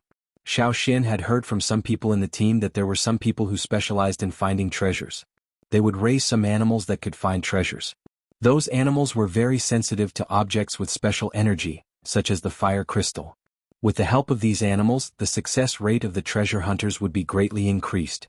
Now, the strange-looking bee that was flying around one of them should be the so-called treasure-hunting bee. "What do you want?" Xiao Xian asked. "Don't pretend. I know you have the fire crystal. Or if you can give us more things we can let you go, otherwise." The man in front of Xiao Xian said fiercely. Sure enough, Xiao Xian thought. So, the man in the cave could also sense the fire crystal? After waiting for a while, they saw that Xiao Xian didn't speak. One of them became impatient and his face darkened. "Don't talk to him anymore. Since he doesn't want to give it to us, we'll kill him and search his body." For them, Xiao Xian was just a newcomer who came with the team for the first time. He was a young man who didn't know anything and didn't have much strength. Every time they made a move, they would make some inquiries. Before this, after the treasure hunting bee found the fire crystal, they pretended to be traders in the market and talked with the traveler team. They knew that this guy named Xiao Xian was alone and didn't belong to any of the tribes in the traveler team. They had never heard of the Yanjiao tribe. It was probably a small tribe in a remote place. They didn't need to care about it. It didn't matter if they killed people from such a small tribe. They had even plotted against people from some tribes in the central region, let alone a young man from an unknown tribe. As long as they were not from the Mang tribe, 8 Limbs tribe or other powerful tribes, when it was time to attack, they would attack mercilessly. There were no other people walking around. The 4 of them surrounded Xiao Xian. One of them had a ferocious smile on his face. The muscles on his face and other parts of his body that were not covered by clothes were squirming and bulging strangely. Although they did not inflate like the people of the drumming tribe, they still gave off a very strong feeling. At the same time, some lines appeared on his body. This was a totem warrior with rich experience in robbing. He had a strong murderous aura. Many people who came to the market to trade had been killed by him. His bulging muscles and the obvious totem patterns on his body made him look even more ferocious. He opened his mouth and roared at Xiao Xian. That roar sounded like several wild beasts roaring at the same time. It was an obvious threat. If it was in the past, those people who were stopped by them would have already lost their heads out of fear. Their faces would be filled with fear, and they would even promise to take out even more treasures in exchange for their lives. Of course, in the end they took the treasures and their lives. Chu Su stood quietly behind a few short trees about 100 meters away, looking at the 5 people over there. He came here with the cyan bird, but he did not expect to see such a scene. Tisuke, I kindly reminded him, but he still came out alone. So, this person is stupid. He deserves to lose his life. Chu Su whispered. Beside him, the woman in white stood there, holding a furry spider in her arms. She frowned slightly and looked at the 5 people over there. She was not interested in the affairs of those small tribes. The reason why she followed Chu Su here was to see if they had anything to do with the people who pulled the spider silk. They are the thieves? The woman in white asked. Yes, it's them. But I didn't know that they would do this kind of thing. Well, they have the guts to steal from the Mang tribe and 8 Limbs tribe. Naturally, they would steal from others. Chu Su said. Aren't you going to help? Why should I help? When the matter over there is finished, I will deal with them. Whether it was Chu Su or the woman in white, for them, people from small tribes did not need their attention. For example, in Chu Su and the woman's eyes, they were civilized people with more technology and rich culture, who thought they were smarter and more powerful, while those from small tribes were stupid and short-sighted barbarians who knew nothing but killing and robbing. The two sides were not at the same level at all. Usually, they did not even bother to say a word to those people. It was rare that he specially reminded them in the cave, but they did not take it seriously. Chu Su was not in the mood to intervene. Looking at the situation over there, the difference in strength between the two sides was too big. It should be over soon. As for whether the surrounded boy was dead or alive, it had nothing to do with him. He was not from his tribe. He could only say that the boy was unlucky and too stupid. After the matter is over, should I do it or you do it? Chu Su asked the person next to him. The woman in white touched the spider in her arms and said casually, half each. Okay. While Chu Su and the woman in white were discussing how to torture and interrogate the thief, Xiao Xian was standing calmly on the other side of the field, looking at the one who had already used his totem power. You want the fire crystal? Well, if you have the ability, come and get it, Xiao Xian said. Seeing Xiao Xian's reaction, the four of them were puzzled, but more than that, they felt that this was a reckless brat who didn't know the difference between life and death. He was so slow and stupid. A roar like that of a lion or tiger came out of the totem warrior's mouth. His originally swollen and taut legs wriggled at this moment and became thicker again. Every muscle was full of strength and it looked as if it could kick an elephant to death. After a loud roar, he rushed towards Xiao Xian. Every step he took covered several meters. Almost in the blink of an eye, he was in front of Xiao Xian. At this moment, the totem power in Xiao Xian's body rose to the extreme in an instant. On the totem in his mind, the flames suddenly surged fiercely, like adding fuel to firewood. His exposed arm was not as swollen as the opponent's, but the blue veins under his skin intertwined and jumped like dragons. Xiao Xian looked straight at the man who was rushing towards him. This was the first time he saw him, but he had a strong killing intent. The fighting intent in his eyes also spread. If everyone has forgotten the Yanjiao tribe, then let them remember it again, Xiao Xian agreed with the shaman's words. Since they did not remember and did not know each other, then it was better to remind them forcefully. They didn't see any big movements from Xiao Xian, who was standing there. He just turned his body slightly, then stretched out his hand and waved his fist in a very simple way. The man who rushed towards Xiao Xian missed. Before he could make another attack, he felt an extremely strong aura explode beside him. This aura was too strong and too fast. It almost reached its peak in a short time, causing his scalp to tingle and his body to slow down. In the next moment he was punched in the chest. His muscles, which looked very strong and tough, were like fragile fruit skin under the attack of this seemingly ordinary fist. They caved in directly. Visible ripples spread from the point of impact. The sound of bones breaking rang out from the caved-in chest. The expression of the man who originally had a murderous look was now frozen. With this heavy punch, his body seemed to curl up slightly as if he had been frightened. His back, which corresponded to his chest, bulged, making him look like a hunchback. A large amount of blood spurted from his mouth. His whole body flew out directly, then fell heavily on the ground 20 meters away and stopped moving. A gust of wind blew by. The fallen leaves in the forest not far away were blown over by the wind. The sound of the leaves rubbing against the ground could be heard clearly at this moment. The surrounding atmosphere seemed to have frozen. For a moment, no one said a word. Chu Su and the woman in white, who were standing behind the bush, looked over with wide eyes. Their eyelids twitched as if they could not believe what they were seeing. Just a moment ago, Chu Su was still discussing with the people beside him how to torture and interrogate the thief later. He did not care about the situation over there at all. Moreover, they had already sentenced Xiao Xian to death and expected the whole process to be completed in a very short time. Now it was over there very quickly. However, the killer and the victim were directly reversed. How could the people who could steal, rob, and kill in this place be easy to deal with? However, that ferocious-looking strong man was killed by that harmless-looking boy with one punch. Chu Su himself was not sure if he could do that. Not only Chu Su, but even the woman in white, who had always been dismissive of those unknown small tribes, was also stunned at this moment. She did not even know that she was plucking the white hair of her beloved pet white-haired spider. Her eyes were fixed on that figure over there. Chu Su, are you sure that he is just a person from a small tribe? The woman in white asked. Which person from a small tribe could have such power at such a young age? Moreover, the other party's control of the totemic power was extremely precise. In a very short period of time, it had soared from nothing to the peak. Although they were still some distance away, she could clearly feel the huge change in that instant. It was as if a ferocious beast had suddenly appeared there and disappeared in the next moment. There was no buffer time. Everything was completed in that short moment. If the other party was really from a small tribe, then, that young man should be called a monster in their tribe. Not hearing Chu's answer, the woman in white asked again, "That person, which tribe is he from?" Chu swallowed his saliva. "I don't know. He just ran to the cave where the travelers rested to avoid trouble. People with a bit of eyesight would not provoke him. During the time when he was sleeping, the people in the cave had changed two groups. He really did not know which group was from which tribe, and he did not want to know at that time. Usually he ignored the travelers and the people from small tribes. Who knew that he would see such a thing today?" The woman in white looked at Chu expressionlessly. "Idiot."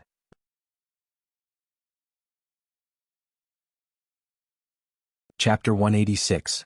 While Chu and the woman in white were guessing which tribe Xiao Xian came from, the other three people, who had been completely stunned by the turn of events, finally came to their senses.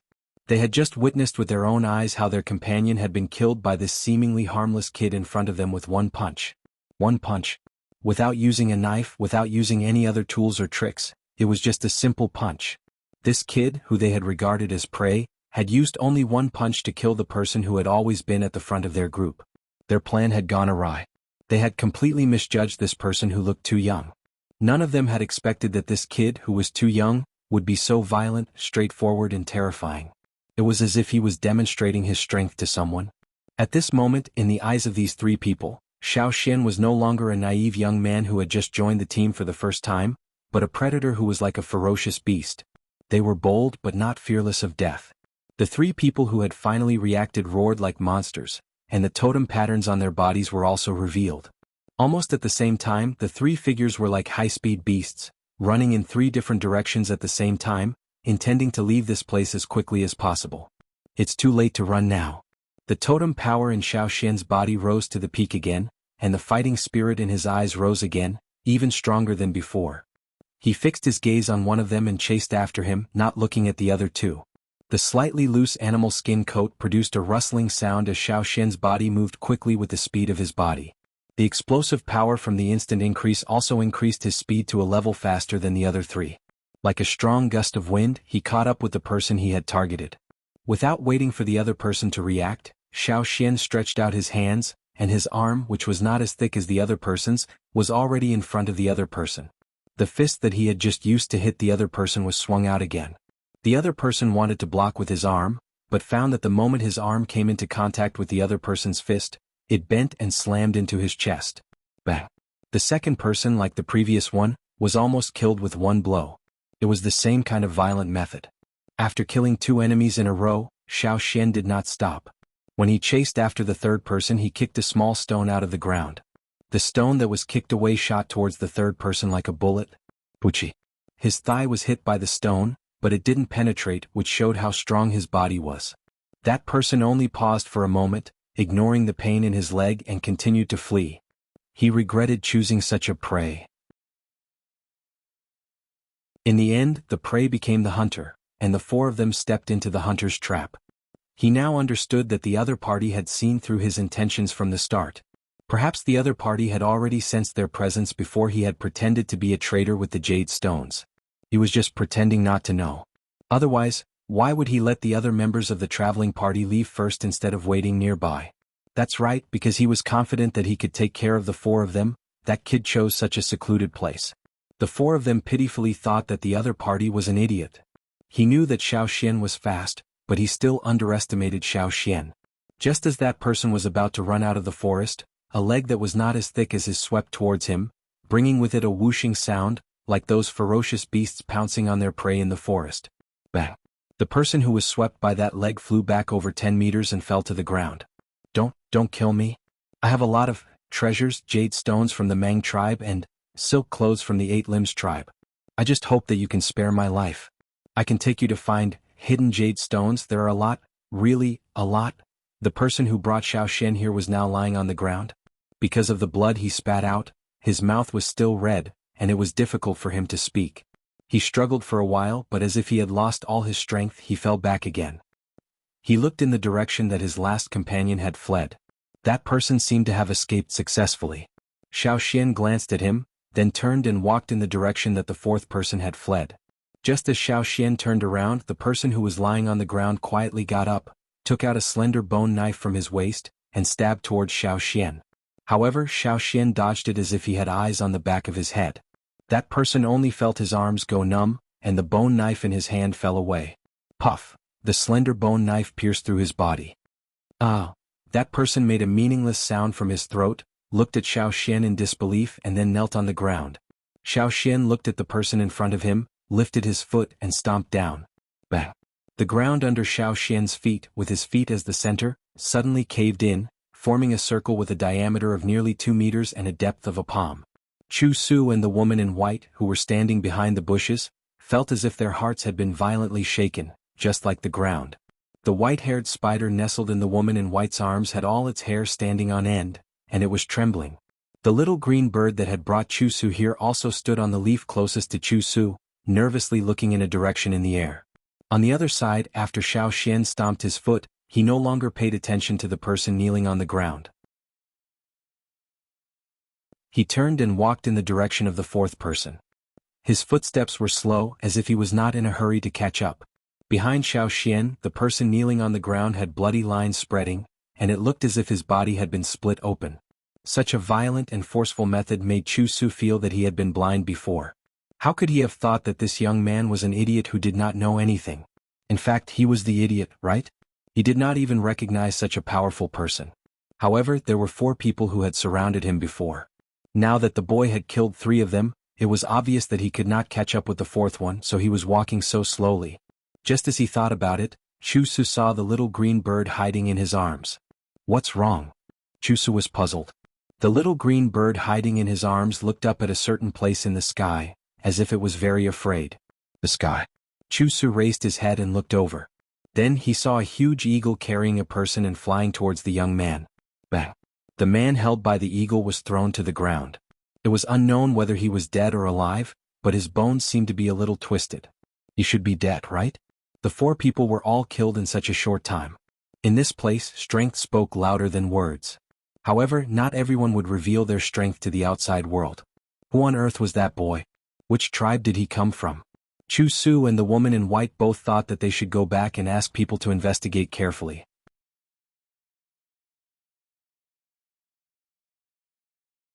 Chapter 187. Not much time had passed since the man who pretended to be a traitor brought Xiao Xian over to kill all 4 of them. Xiao Xian tied up the 4 dead men with straw ropes. There was no one else around for the time being, but there was no guarantee that someone would come over after hearing the commotion. These 4 men probably had accomplices, so Xiao Xian didn't plan to stay here for long. While Xiao Xian was tying up the men, Cha-Cha was looking left and right with nothing to do. It glanced at the bushes a few times, and then looked at an injured, strange-looking bee that was spinning on the ground. It was the treasure-hunting bee that had been tamed by those people. However, when its master was killed by Xiao Xian, it was also affected. It was injured by the turbulent airflow and fell to the ground, unable to fly. No matter how hard it flapped its wings, it could only make a buzzing sound as it spun on the ground. Cha-Cha stared at the treasure-hunting bee for a few seconds, then pecked and ate it. Alright, let's go, Cha-Cha. Let's find a place to get rid of these people first. Xiao Xian said as he jumped onto Cha-Cha's back. Cha-Cha flapped its wings and lifted up the 4 tied-up men with its big claws. Although they were a little heavy, as long as it wasn't a long-distance flight, it wasn't a big problem for Cha-Cha. Before leaving, Xiao Xian glanced at the bushes before retracting his gaze. He knew there were people behind him. The young man he saw in the cave was also there. Because of this, when he dealt with the 4 men just now, he used such barbaric and violent methods. He used the same style that Mai and the others used to hunt fearsome beasts. For example, Mai used his fists to beat up the 4-fanged wild boar. Most Yanjiao tribes had the same style and advocated strength.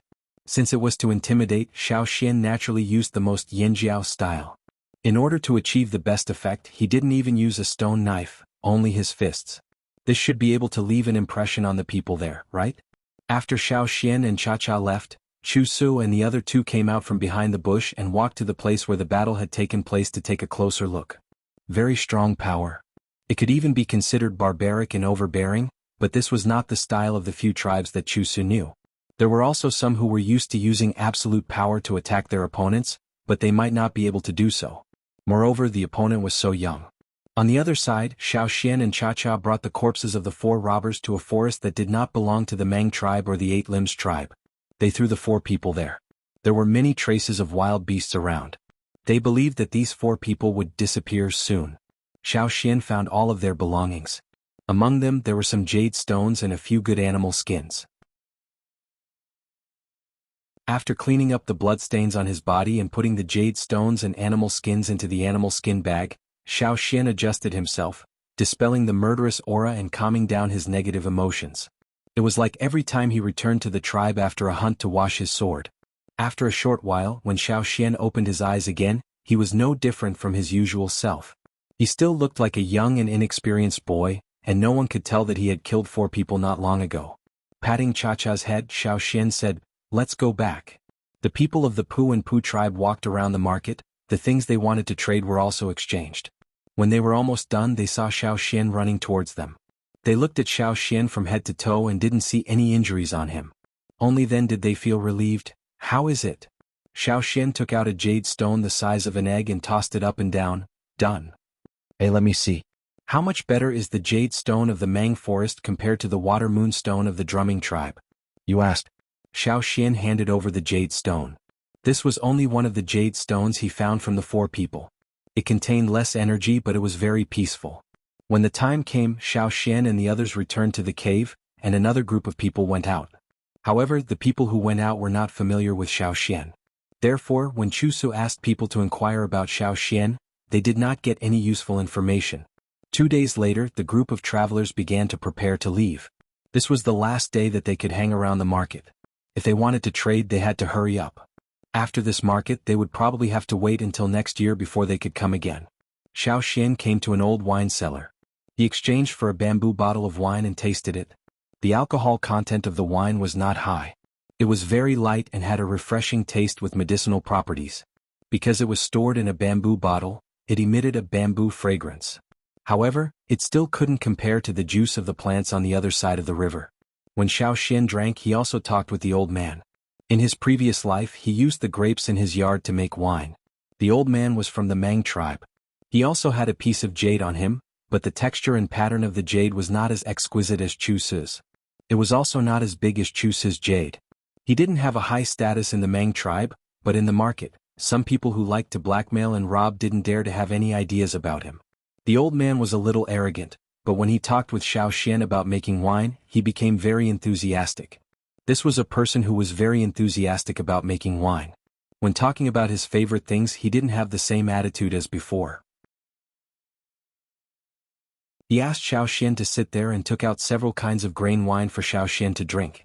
When Xiao Xian talked with the old man, he also figured out the function of the pottery tools. If the soil in the Yinjiao tribe wasn't suitable for pottery, they wouldn't have used stone for everything.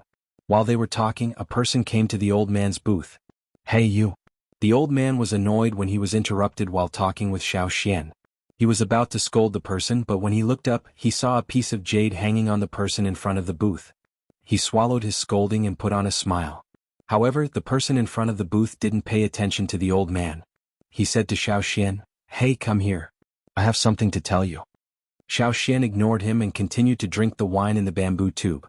Seeing Xiao Xian's attitude, Chu Su wanted to scold him, but after thinking for a while, he walked over. When he saw the old man next to him, he waved his hand. The old man smiled and stepped back a few steps to stay away from them. After the old man left, Chu Su lowered his voice and said to Xiao Xian, "Are you interested in seeing what happened to the people who robbed you that day?" Xiao Xian thought for a while and stood up from the ground. Where? Xiao Xian wasn't interested in those robbers. What he wanted to see was how the people of the Mang tribe dealt with those people. How strong were the people of the Mang tribe? After talking to you and the others, Xiao Xian left with Chu Su and went to a mountain a little further away from the market. That place didn't belong to the Mang tribe or the 8 Limbs tribe. In front of a wooden house on the mountain, a dozen people were gathered. The leader was a tall and strong man with a face full of curly hair. He took a few gulps of water from a clay pot, then swung his hand and smashed the pot on the ground. Bang! The clay pot was smashed into pieces in an instant. "Haven't you found them yet?" the curly-bearded man asked. His eyes were as sharp as knives as he glanced at the people around him. The person closest to the curly-bearded man trembled and said carefully, "Not yet. Even the treasure-hunting bee didn't come back?" The curly-bearded man's tone was very dangerous. He seemed to be suppressing his anger. The treasure-hunting bee that he had trained with great difficulty was taken away by those 4 good-for-nothings. They said they found the fire crystals, but what happened? They didn't find any fire crystals. The 4 of them disappeared together with the treasure-hunting bee. They were probably all killed by the killers. When he sent people to look for them, they only found blood in one place. If those 4 people didn't come back, they probably wouldn't be able to. Big brother, could it be that the people of the Mang tribe or the 8 Limbs tribe found something? A person said with fear. Could it be that they know we stole it? Another person said worriedly. In that case we have to move. Someone suggested, if we wait for them to find us, we won't have much chance to escape. Listening to his subordinate's words, the curly-bearded man became angrier and angrier. His eyes turned red and he punched the stone table in front of him. The air rippled and the stone table was broken into small pieces in the blink of an eye. Stone powder flew everywhere. Behave yourselves today. Don't be targeted. After a pause, the curly-bearded man took a deep breath. Pack your things. We'll leave tomorrow. As soon as he finished speaking, there was a whooshing sound coming from all directions. Thin and hard bamboo thorns shot at the people gathered there like rain. Those who reacted fast had already started to resist with the tools in their hands. Those who reacted slowly were directly shot into hedgehogs. However, even if they were shot like this, they didn't die. They still had consciousness, but they couldn't move. If they moved their muscles slightly, they would feel pain all over their body. And every time they moved, their blood would flow out along those bamboo thorns. Such thin and hard bamboo thorns could only be made by those special bamboos in the Mang forest. People of the Mang tribe. At this moment, without the curly-bearded man's words, the people around scattered and rushed in all directions, hoping that the encirclement there would be weaker and give them a chance to escape. However, before they could run far, they were all tied up by the thin threads. Before they could struggle, they were knocked out or killed directly. Those who wanted to rush out of the encirclement with speed were cut into pieces by the thin threads when they passed between 2 big trees. Xiao Xian could still hear the sound of the strings breaking. The threads cut through the people, but they also broke because of the fast and strong impact. Not only the Mang tribe, even the people of the 8 Limbs tribe came. A sense of despair rose in the hearts of everyone who was surrounded. But they didn't understand why the Mang tribe and the 8 Limbs tribe would unite to treat them so seriously. They had only stolen a few pieces of jade that were not of good quality, and they had only taken 2 strands of spider silk. Could it be that because of this they had incurred the wrath of these 2 large tribes? When the curly-bearded man was escaping, he was also tied up by some thin threads. He roared, and the muscles covered by the black totem patterns on his body suddenly jumped, as if they were ready to attack. Another roar, like a volcano that had been accumulating power for a long time, suddenly erupted. The dense sound of the strings breaking sounded, and he actually broke free from these thin threads. Although there were some cuts on his body, it didn't affect him much. However, just when he broke free from the threads, he heard the slight sound of the wind being cut diagonally behind him.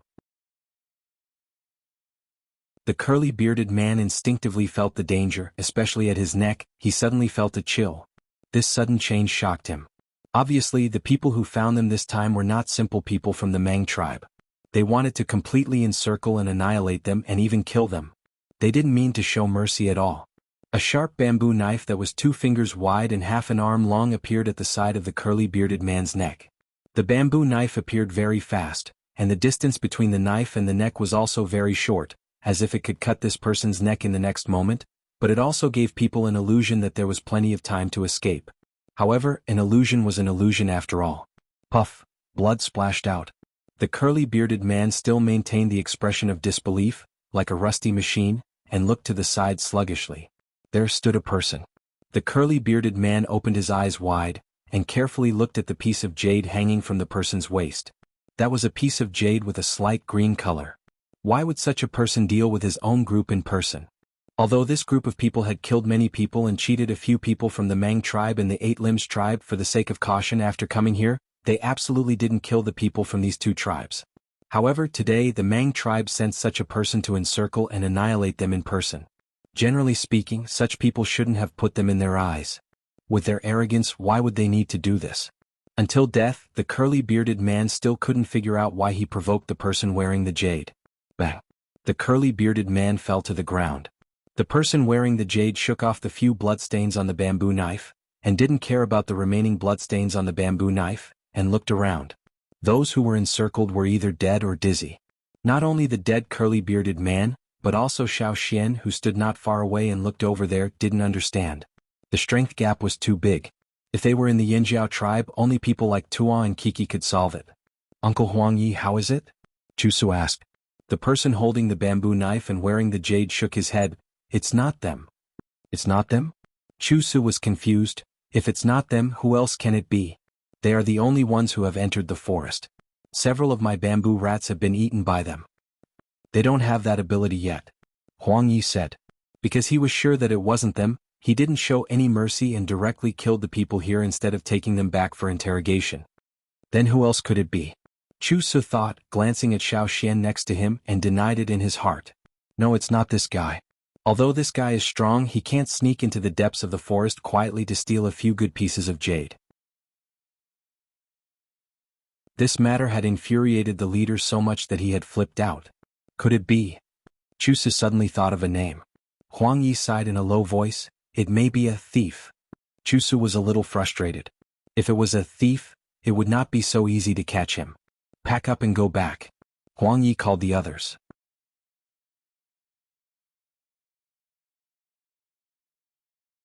Chapter 188. After saying a few words to the leader of the Eight Limbs tribe, Huang Yi turned his head and intended to say something to Chu Su. However, his sight fell on Xiao Xian, who was standing beside Chu Su, especially on Xiao Xian's animal skin clothes.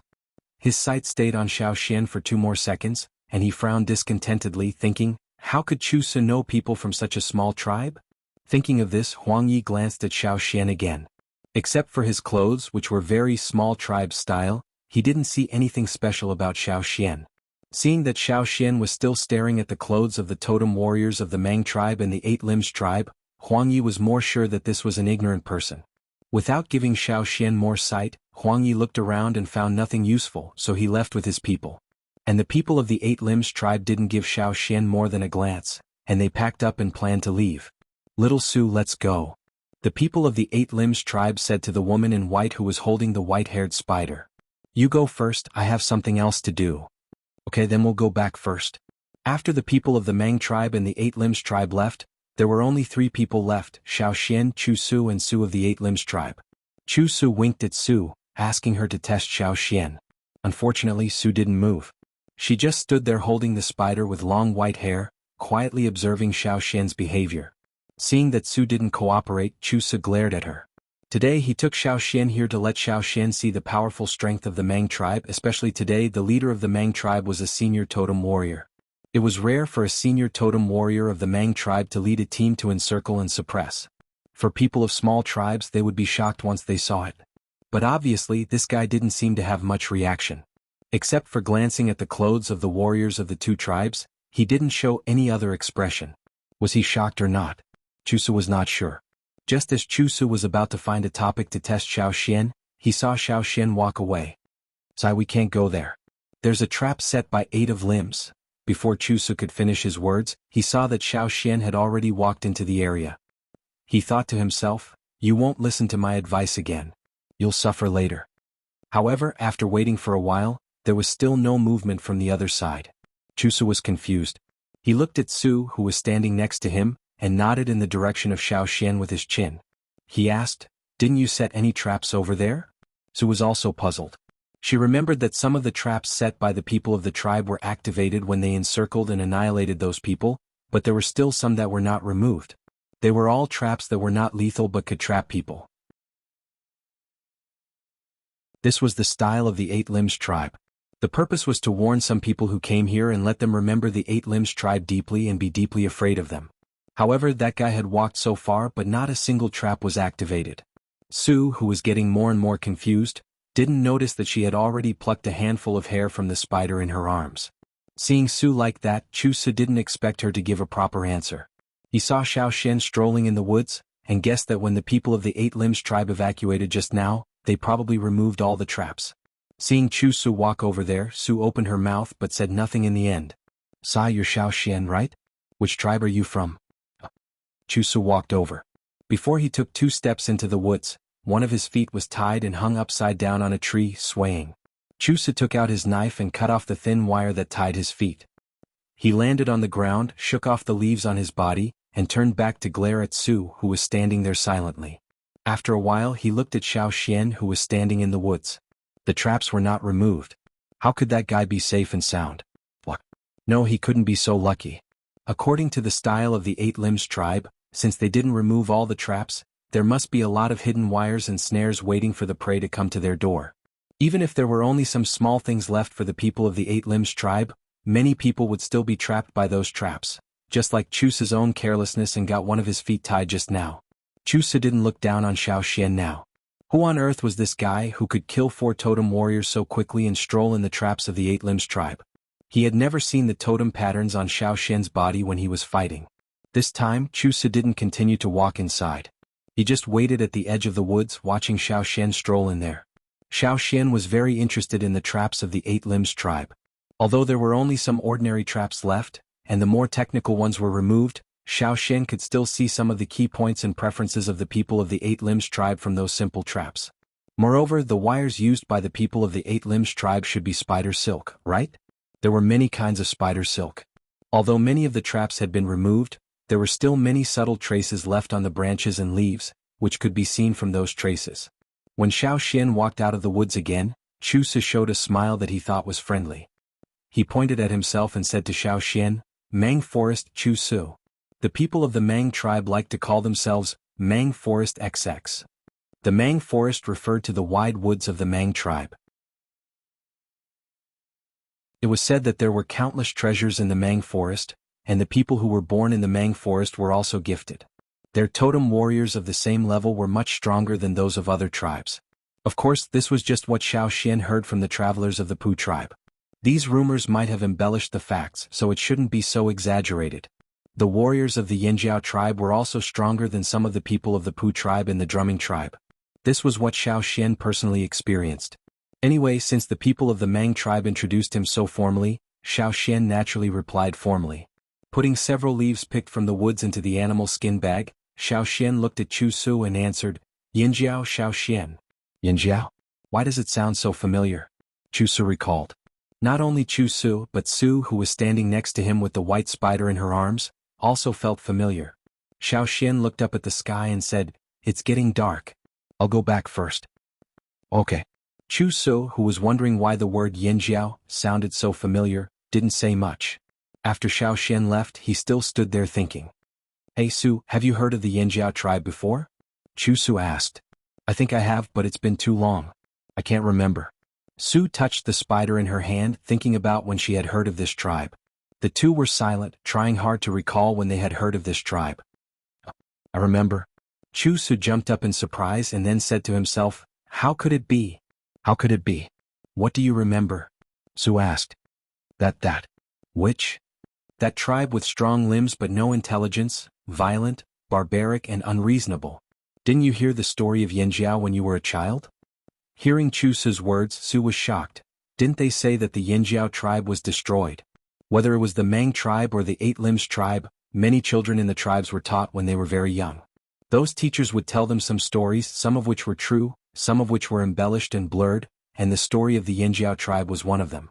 It was said that the Yinjiao tribe was one of the famous tribes in the central region at that time, which was at the same level as the Mang tribe, the 8 Limbs tribe and the Thousand Masks tribe. However, the tribe was very barbaric. The shamans in the tribe didn't know anything, and the leader was headstrong. The people in the tribe were all ignorant, arrogant and willful, except for their great strength. Finally, one day the natural disaster came, and the shamans and the leader in the tribe listened to slanderous words. As a result, the tribe was divided and went on different paths. Later the tribe was destroyed. Since then there was one less strong person in the central region. Chu Su and Su were not the only two people who were indoctrinated in this way. Before this they also thought so. But now, what was the matter with the person who called himself Xian of the Flaming Horns? When that guy killed people, the totem patterns were very clear, and it didn't look like the destruction of the tribe at all. And his strength was at least at the level of intermediate totem warrior, not inferior to Chu Su, who had just entered the intermediate level. That barbaric and tough style was indeed what they had heard, but ignorant?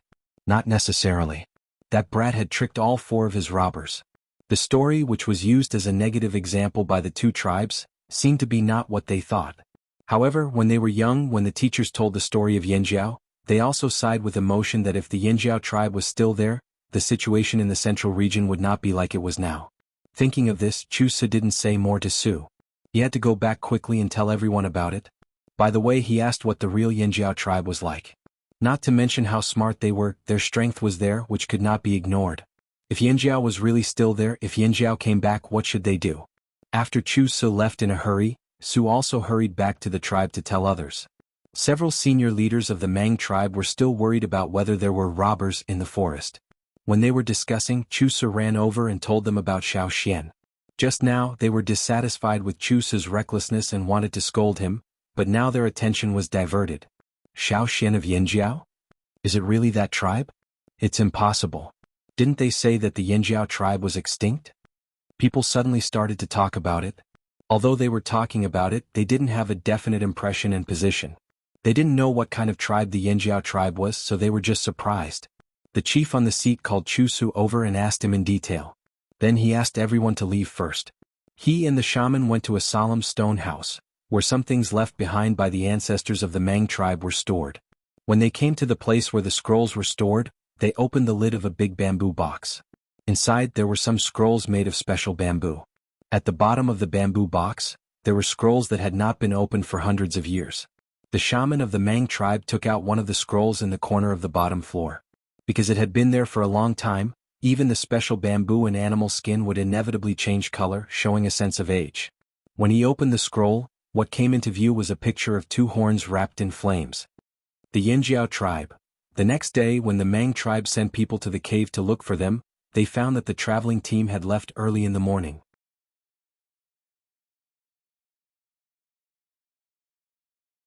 Chapter 189.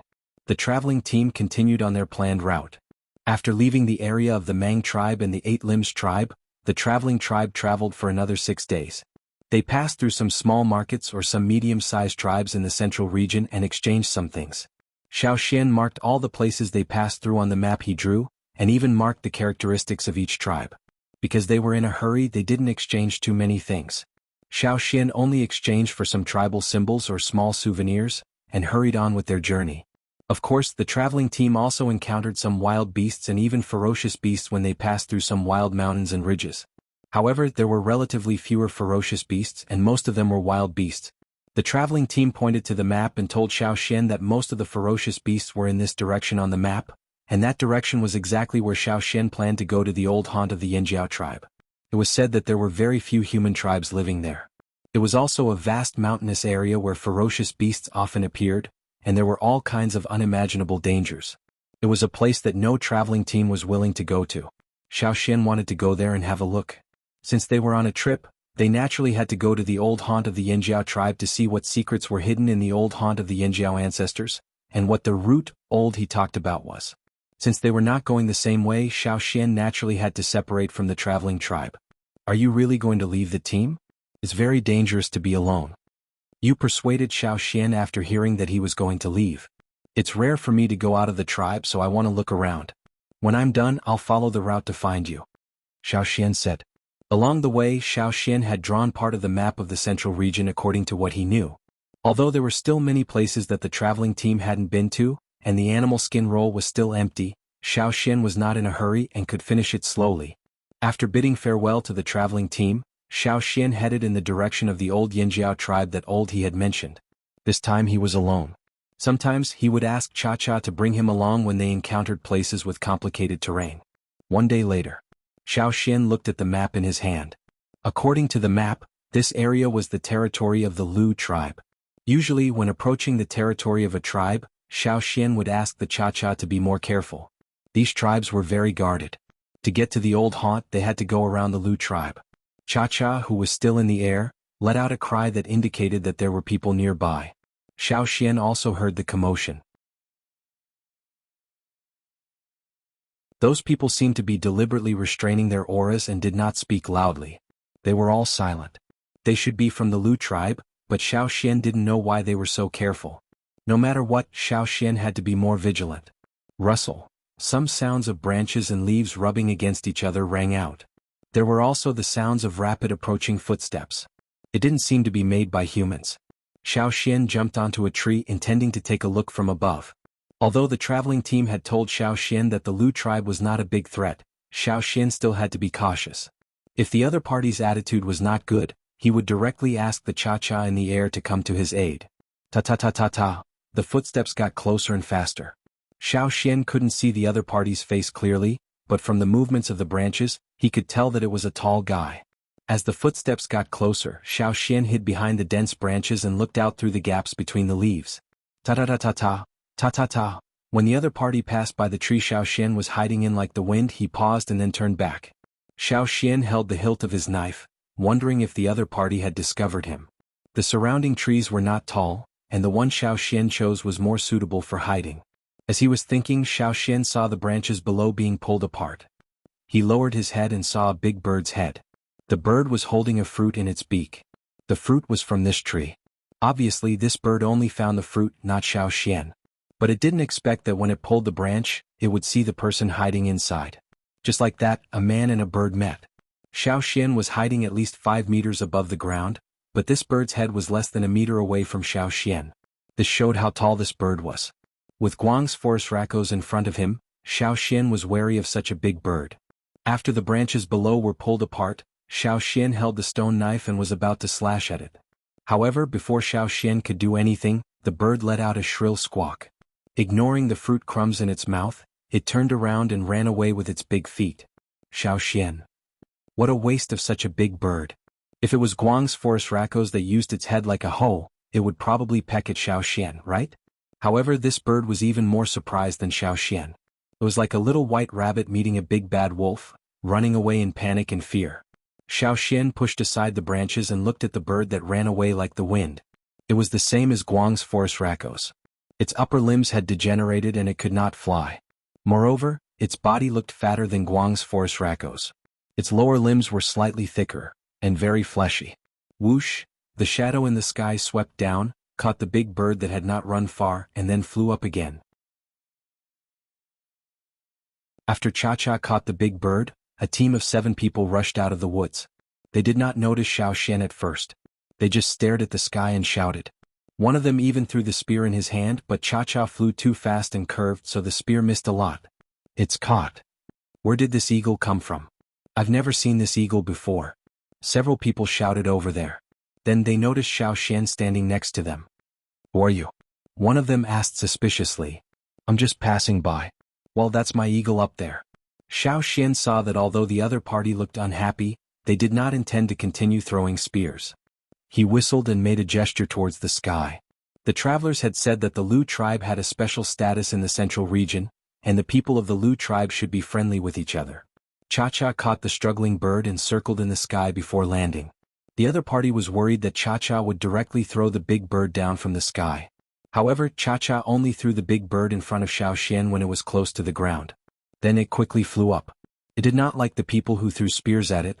The big bird was put on the ground. There were some claw marks on its body and it was a little frightened, so it did not recover for a while. After panting for a while, it planned to continue escaping. Unfortunately, the other party had already tied it up with straw ropes.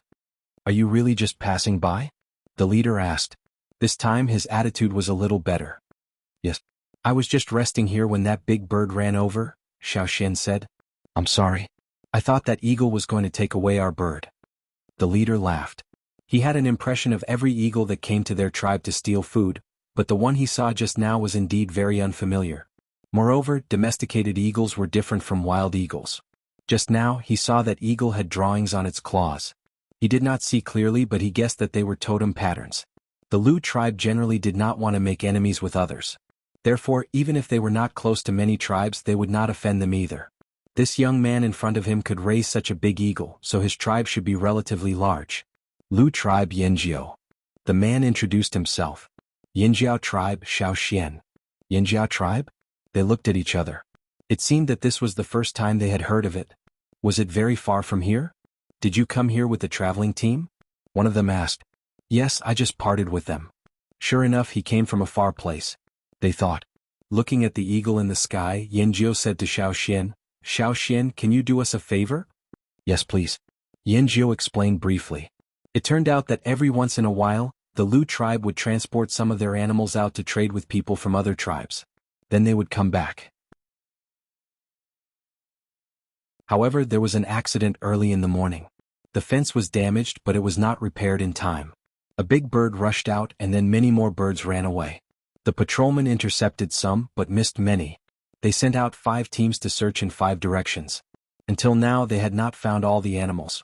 So, I want you to ask your eagle to help us find them. Yanjiu said. Okay. This was not a difficult task. Xiao called Cha down and said a few words, then let it fly away. The people who had been busy all morning finally had a chance to rest.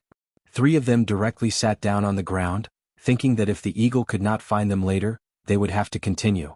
Hey, it's coming. One of them, who was staring at the sky, said excitedly. They had only seen eagles in the sky take away their livestock before. This was the first time that they had encountered an eagle helping to bring back their livestock.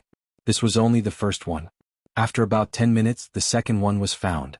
After the second one, Cha did not bring back any more big birds. There should be no more birds around here. Let's go back and see if the others have found any. Yanjiu said. At the same time, in order to thank Xiao Yanjiu also invited Xiao to join them. During the chat just now, Xiao showed his interest in raising big birds. This was also something that the Lu tribe was very proud of.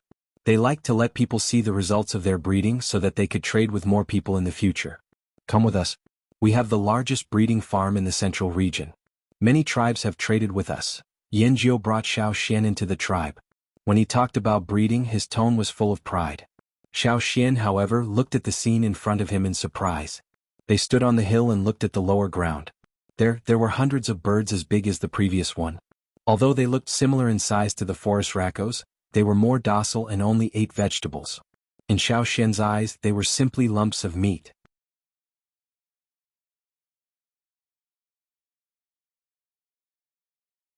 Chapter 190. Around the wide farm, huge tree trunks and stone pillars formed high fences. Around the fences there were guards at intervals. Probably because of the accident that happened today, the number of guards increased. In some of the fences, the birds were driven away and some people were repairing them. Those big, fat and timid birds were stretching their necks and looking around. Occasionally, some people would throw in some fruits and unknown grains, which would cause a commotion in the fences. The big birds would rush to peck at the food on the ground. After eating, they would sleep in the sun. Xiao also saw some people carrying out eggs about half a meter high from some haystacks. In comparison, the eggs that hatched Cha were so weak. Anyone who saw Cha now would find it hard to imagine that Cha came out of such a small egg. The people of the Lu tribe called those big birds meat birds. They were domesticated from moas. After generations of domestication, these meat birds gradually lost their wild nature and became docile and timid. However, they looked fat and had short and thick legs. Xiao didn't expect these birds to run so fast. At least they ran more gracefully than they looked. In addition to those meat birds, Yanjiu also took Xiao to see other animal pens such as cows, horses and sheep. The scale of these pens was not as big as the one in the Feng tribe, but with such rich breeding species and techniques, the people of the Lu tribe would not lack food. How is it? How are the animals in our tribe? Yanjiu asked Xiao with a proud face. Very good. Xiao answered honestly. Xiao had seen many tribes along the way, and they all knew how to breed animals. However, none of them could compare to the Lu tribe. Because of this, the Lu tribe was able to establish a foothold in the central region and maintain a good relationship with many other tribes. It was said that several large tribes in the central region had friendly relations with the Lu tribe. If the Lu tribe was in danger, they would even send people to help. No one knew whether this was true or not.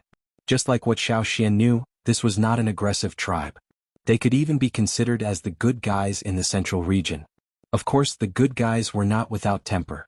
To be able to gain a foothold in the central region, their own strength was indispensable.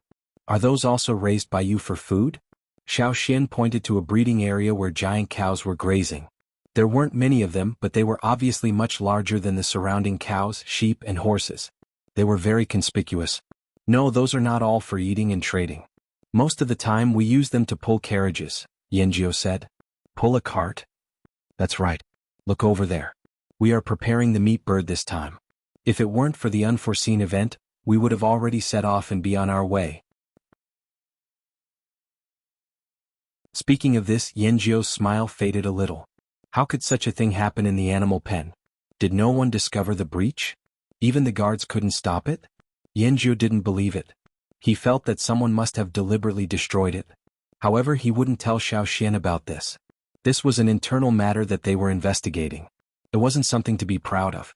To outsiders, they would only say it was an accident. Xiaoxian saw an ox cart here for the first time.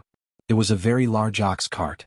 Even if he didn't see the cart, he could tell the size of the cart just by looking at the deep tracks left on the ground. There were some damaged stone spinning wheels or pottery spinning wheels and other wheel-shaped apparatuses. The stone spinning wheels were specially made and the stone material was relatively hard. There were more pottery spinning wheels, from some small model-like ones to those half the height of a person. There were all kinds of them and there were even paintings on them. Some of these wheels were used to twist and spin thread. Some were used as wheels to transport food to the animals. Some were also used as wheels to transport heavier goods. The distance between two roughly parallel tracks was more than 4 meters. If they walked a little further, they could hear people talking. They could see people carrying meat birds. Those meat birds had been tied up and couldn't escape.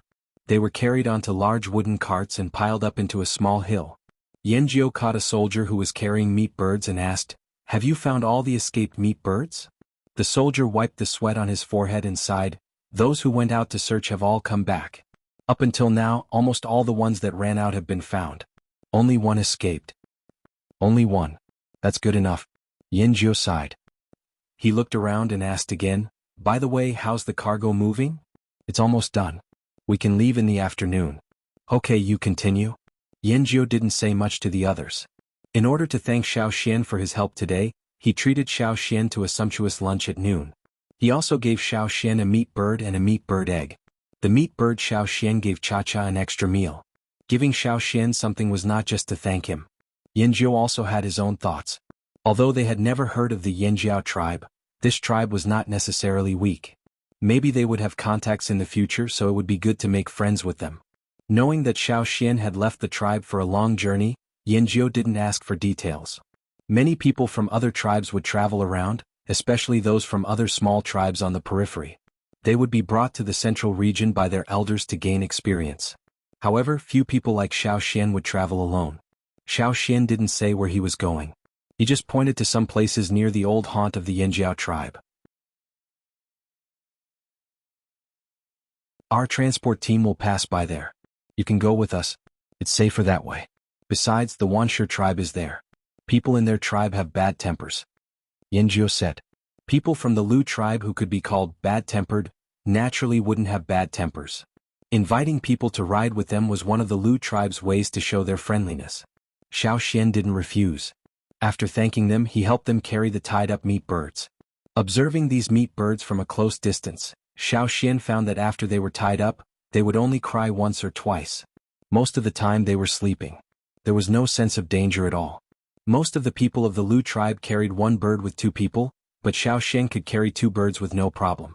"Xiaoxian, people in your tribe are really strong." Yanjiao couldn't help but say. "Yes, people in our tribe don't have good tempers, but they are strong." Xiaoxian threw the 2 meat birds onto the wooden cart and answered. Yanjiao didn't take Xiaoxian's words seriously. He only thought that Xiaoxian was joking. After all, he didn't think Xiaoxian was a violent person. Naturally, he also thought that people in the Yanjiao tribe were all like that. However, he believed Xiaoxian's words about people in the Yanjiao tribe being strong. "Your tribe is very similar to the Wanshi tribe. You are both strong, but your tribe is definitely better than the Wanshi tribe," Yanjiao said. The Wanshi tribe was said to not have been one of the big tribes in the central region. Later, it developed and became famous. However, some old strong people didn't seem to care about the Wanshi tribe. When the goods were almost loaded, the leader called everyone to get ready to set off. Yanjiao was also one of the members of the transport team. More than 10 bullock carts were lined up in a straight line. The giant cows had already been fed and were ready to work. "Come on, Xiaoxian, get on my cart." Yanjiao jumped on one of the carts and shouted to Xiaoxian. Xiaoxian walked over and jumped on the cart that was taller than him. The wheels of this kind of bullock cart were huge stone wheels. They were round and slightly thick. Probably for cushioning, the stone wheels were tied with circles of grass vines.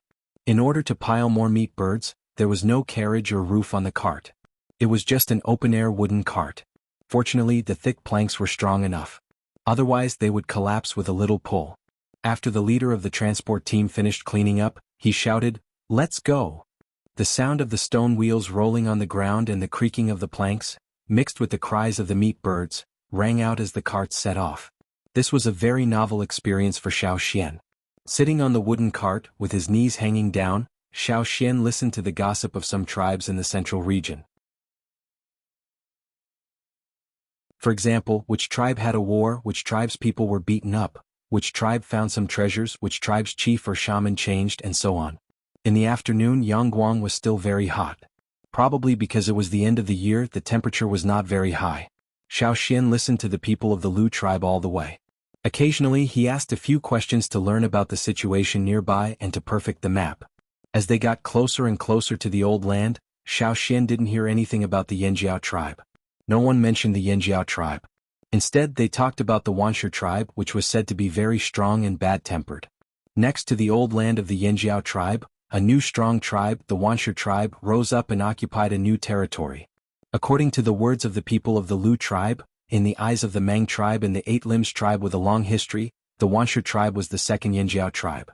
And the Yanjiao tribe, which used to be glorious in the central region, had long been forgotten. While they were talking, Xiao Xian heard a long and sonorous elephant trumpet in front of them. Looking up, at the intersection of the flat ground and the sky, a black shadow was wriggling. Because of the movement there, the place where the sky and the sky met became blurred. The Wanshi tribe. It's the people of the Wanshi tribe. The people in the carts were not in the mood to chat anymore. They looked nervous and some people had already taken out their weapons. The Lu tribe had a good relationship with many tribes. In the central region, many tribes would not attack this nice guy, because he was not a big threat. Even if they wanted to fight for territory, they would not attack the Lu tribe. And the Wanshi tribe was not one of them. Yan Jiao had said that the people of the Wanshi tribe were bad-tempered, and conflicts between the two tribes often happened. Look at them. Are they going to fight with other tribes again? A man in the cart said. They should be. Look at their mammoths carrying so many things on their backs. Another man said with disgust, if they are strong enough, why don't they hunt the ferocious beasts in the forest? They always rob other tribes. The Wanshi tribe was close to the forest where there were many ferocious beasts. However, they seldom went there to hunt. Every time they had enough food, they would go to other tribes to rob them. They only robbed those tribes that were weaker than them. As for the powerhouses of the big tribes, they would not provoke them. I heard that there was a big tribe in the forest with ferocious beasts a long time ago, but it died out. When will the Wanshi tribe die out? A man whispered. Stop talking. Take care of the things. Yan Jiao whispered to several people in the carts. Got it. The others in the carts answered. Xiao Xian, you should also be careful. Although the Wanshi tribe may not really fight with us, it's always good to be on guard. Yan Jiao looked at Xiao Xian. Yes, I will. Xiao Xian looked at the approaching figures. Because people had been walking here for a long time, it formed a dirt road without grass. The huge mammoth stepped on the road, shaking the dust on the ground.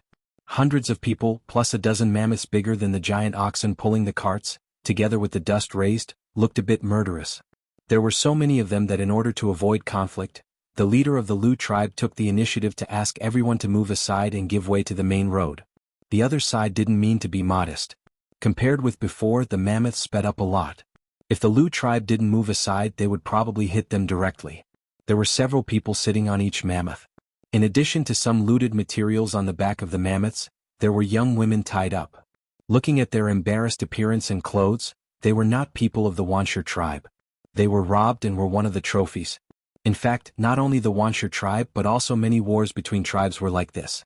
Some of the captives were killed, some were sold to the slave owners, and some young women were taken back as trophies. The leading mammoth had long tusks, and there were some decorations with blood stains on its body. Some were carved from bones, some were made of stone and some were made of wood. The man sitting on the head of the elephant was wearing a head ornament like a ghost face carved from ivory. His hair looked very hard. The short ones stood up like steel needles, and the long ones were simply tied with bone ornaments. This man was tall and strong. His exposed strong muscles seemed to contain explosive power. His eyes showed undisguised fierceness and arrogance. This man was the leader of this team of the Wanshi tribe. When he glanced at the team of the Lu tribe, his eyes were full of greed. He looked at the Lu tribe as if they were meat. But, thinking of the warning he received not long ago, he still restrained his desire to pull out his sword and rob them. Not only this leader, but those people of the Wuxia tribe walking on the ground also coveted the goods on the Lu tribe's carts. They looked at the leader from time to time, waiting for his order to take action. The people of the Lu tribe were all tense. They didn't expect to meet the team of the Wuxia tribe today. But they wouldn't flinch, let alone give away the goods. The leader of the Wuxia tribe ignored the eyes of his subordinates. He just glanced at the team of the Lu tribe. His eyes flashed past Xiao Xian and didn't stay for long. But every time he looked at the meat birds on the carts, he paused for a moment. With a gloomy face, he whipped the mammoth and shouted, "Hurry up!" The mammoth cried out in pain and sped up its pace. The dust around them rose higher. The wind just blew the dust towards the team of the Lu tribe. The Lu tribe was so angry that they choked several times, but they didn't take any action. They were outnumbered and the other side was not easy to deal with. They had to endure what they had to endure. They hated the Wuxia tribe even more. When the other side's long whip was lashed out, it almost brushed against the giant ox pulling the carts of the Lu tribe. If the warrior of the Lu tribe hadn't blocked it with his sword, the whip would have hit the ox. When many people of the Wuxia tribe passed by, they bared their teeth at the carts and waved their swords and spears. It seemed that they were saying, "Sooner or later, I will rob all your things." When all the people of the Wuxia tribe passed by and went far away and the dust dispersed, the people of the Lu tribe relaxed. The carts set off again. Xiao Xian looked at those figures far away and thought, "Is this the second Yinjiao tribe in the central region? They are nothing."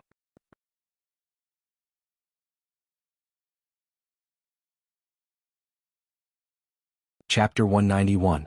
Seeing the Wuxia tribe, the people of the Lu tribe who had been talking excitedly quieted down. Xiao Xian didn't say goodbye to the Lu tribe's caravan until they had traveled some distance. Here Yanjiu's caravan was heading away from the ferocious beast mountain forest, while Xiao Xian was heading there. "It's not far from the Wuxia tribe. You can follow us a little further," Yanjiu suggested. "No, you don't have to worry." Xiao Xian pointed to the sky above. Seeing the eagle hovering in the sky, Yanjiu remembered that Xiao Xian could use the eagle. After all, they had never heard that the Wuxia tribe had domesticated eagles, so the sky was safer. "Anyway, be careful of the Wuxia tribe," Yanjiu said. "Okay, thank you." "All right." Xiao Xian took out a stone card, which was the one the shaman gave him, with the totem of the Yinjiao tribe painted on it. Showing the stone card to the people of the Lu tribe, Xiao Xian said, "This is the totem of our tribe. Maybe many people don't know it now, but I believe that soon, everyone will remember it." The people in the car looked at the totem on the stone card, but didn't notice that Xiao Xian said, "Everyone will remember it." They were sure that they had never seen or heard of this totem, but in order to show their friendliness and for the sake of Xiao Xian's help, they still looked at it, thinking that they probably wouldn't see it again. Noticing the expressions of the people in the car, Xiao Xian didn't say much, just smiled and then put away the stone card. He said goodbye to the people of the Lu tribe, made a gesture to the sky, and jumped on Cha-Cha's back after it landed. "Goodbye." Waving to Yanjiu and the others, Xiao Xian patted Cha-Cha's head. "Let's go." Looking at the figure flying away in the sky, the people in the car looked away. "Do you think we'll see Xiao Xian again in the future?" someone asked. "I think the people of the Yinjiao tribe should be good, at least much better than the people of the Wuxia tribe. If the Yinjiao tribe is not too far away, we can go to their tribe." What a pity, they were talking about Xiao Xian and the Yinjiao tribe. After a while they realized that Yanjiu hadn't said anything, so someone asked, "Yanjiu, tell us what you think." Yanjiu came back to his senses and looked at the others in the car. "What do I think?" Yanjiu pointed at the direction where Cha-Cha was flying and said, "Don't you think there's something wrong with that direction?" "That direction? Ah." Just now he only thought about the Flaming Horns tribe, and their tribe's totem that Xiao Xian had mentioned several times. Now that he thought about it, he found that the direction Cha-Cha was flying in was the direction of the Wuxia tribe and the ferocious beast mountain forest. Why would he go there? Did he go in the wrong direction? Will we see him again in the future? Someone asked worriedly. The ferocious beasts forest was the only vast and dangerous place that directly bordered the central area. In other directions, after going out of the central area, there were many small tribes in the peripheral area. Only this area was recognized as a dangerous place. Even the people of the Wuxia tribe rarely went inside. Everyone who entered the forest was traveling with others in groups. Even so, there were still many people who lost their lives in the forest. No one wanted to live there. It was said that the ferocious beasts forest used to be a little far from here, but later it expanded towards the central area. Alas! Yanjiu sighed, shook his head and stopped talking. On the other side, Xiao Xian sat on Chacha's back looking down at the ground. He saw the team of the Wuxia tribe that he had met before. After flying for a while, he saw the dwelling place of the Wuxia tribe. Compared with the Mang tribe and the Eight Limbs tribe, the style of the Wuxia tribe was more primitive and barbaric. But these people loved to decorate, so bone ornaments and stone ornaments were hung everywhere in the house. There were many people moving around in the tribe and there were also some livestock. But they didn't seem to be farmed, but more like they were robbed from other places and then kept in captivity. They didn't expect to grow up but just kept temporarily. When they wanted to eat they would directly kill them. Moreover, winter seemed to be coming. But he didn't know whether it would snow here in winter. Xiao Xian thought. He didn't know what had happened in the Wuxia tribe. Many teams were running around as if they were looking for something. Xiao Xian didn't intend to communicate with them for the time being. What he wanted to do most now was to see the old place of the Yanjiao tribe that he had mentioned. The totem flame in his mind had begun to surge. The closer he got to the place, the more violent and active it became, as if there was something there that was attracting it. Although the Wuxia tribe didn't domesticate flying beasts, if they flew over the tribe at a low altitude, they would definitely be attacked intensively. Cha-Cha flew over the Wuxia tribe from high up in the sky. When it flew, it excreted some excrement and cried out happily. Below, the teams of the Wuxia tribe who were running around looking for someone, heard the eagle's cry. They looked up and took out bows and spears to guard against it. Sometimes some birds would run out of the forest and take away their food and sometimes people. So, when they heard the eagle cry, they looked at the eagle in the sky vigilantly. They just waited for the eagle to fly lower and then attacked. But after waiting for a while, the eagle didn't fly lower, but some bird excrement. Bird excrement fell on their heads, on their houses, and in the animal pens where the food was kept. Those who couldn't avoid it wiped the bird excrement on their heads and shouted loudly, but they couldn't hurt the initiator at all. The animals in the animal pens became restless because of the bird excrement. They ran around, afraid that the eagle in the sky would take them away. In their vague memories, some of their kind seemed to have been caught by this kind of bird that fell from the sky. Driven by the sense of crisis, these animals who were not well cared for became anxious. They hit the fence more fiercely. If they couldn't hit the fence, they hit other animals around them. Anyway, many of them were not of the same kind. A sheep with its horns cut off was being chased around by a cow. It was running and screaming. An old cow that was grazing on grass was kicked by a horse behind it. It fell directly into a haystack. It got up and started a fight with the horse angrily. The people of the Wuxia tribe outside had to send people to suppress the disturbance in the animal pens. Cha-Cha didn't know that the bird excrement it took along the way had caused a disturbance in the Wuxia tribe. After having a good time, it carried Xiao Xian and flew in the direction pointed by Xiao Xian. Compared with the place where people were active, the forest in front of it made it feel more comfortable. When it flew into the forest, the noise of the human tribes disappeared. There were more and more birds in the sky. If Xiao Xian was on Cha-Cha's back, Cha-Cha's flexibility would be limited, and Xiao Xian's strength could not be exerted. Therefore he let Cha-Cha put him down and sneaked in the forest.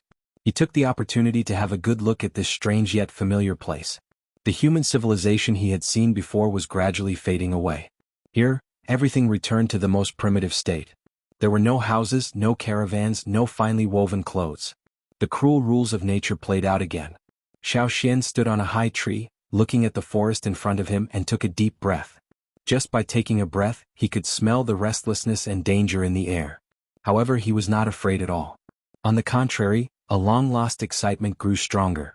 Jumping down from the tree and walking through the forest, Xiao Xian did not need a transition period. Almost as soon as he stepped into the forest, Xiao Xian had already adjusted himself to the best state. If Chu Su of the Mang tribe and Su of the Eight Limbs tribe saw Xiao Xian now, they would find it hard to believe. After all, what left a deep impression on them was Xiao Xian's undisguised barbaric and violent style. But now it was completely different. Nimble, swift, and hidden like those ferocious beasts that were good at surprise attacks, cunning and dangerous. There was no extra breath exposed, as if he had already blended into the forest. There were many wild beasts and ferocious beasts in the forest. There were several times when Xiao Xian brushed past those ferocious beasts. Here he was alone. When there was no hunting, he did not want to provoke those ferocious predators. He had to save his strength to find his target. Every bit of strength was used in the right place. To survive in the forest, one had to use the least amount of strength to get the best result, and save the rest to save one's life. A vine quietly approached Xiao Xian from behind. Even the rustling sound of friction could not be heard.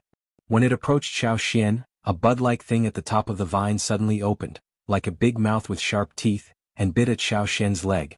With a flash of the knife, the big mouth at the top of the vine was cut off. Some dark green juice flowed out of the cut, and then the vine quickly shrank back. Xiao Xian did not pay much attention to the vine. He had seen many plants like this in the hunting ground before. He was almost there. Xiao Xian already felt the totem flame in his mind becoming excited.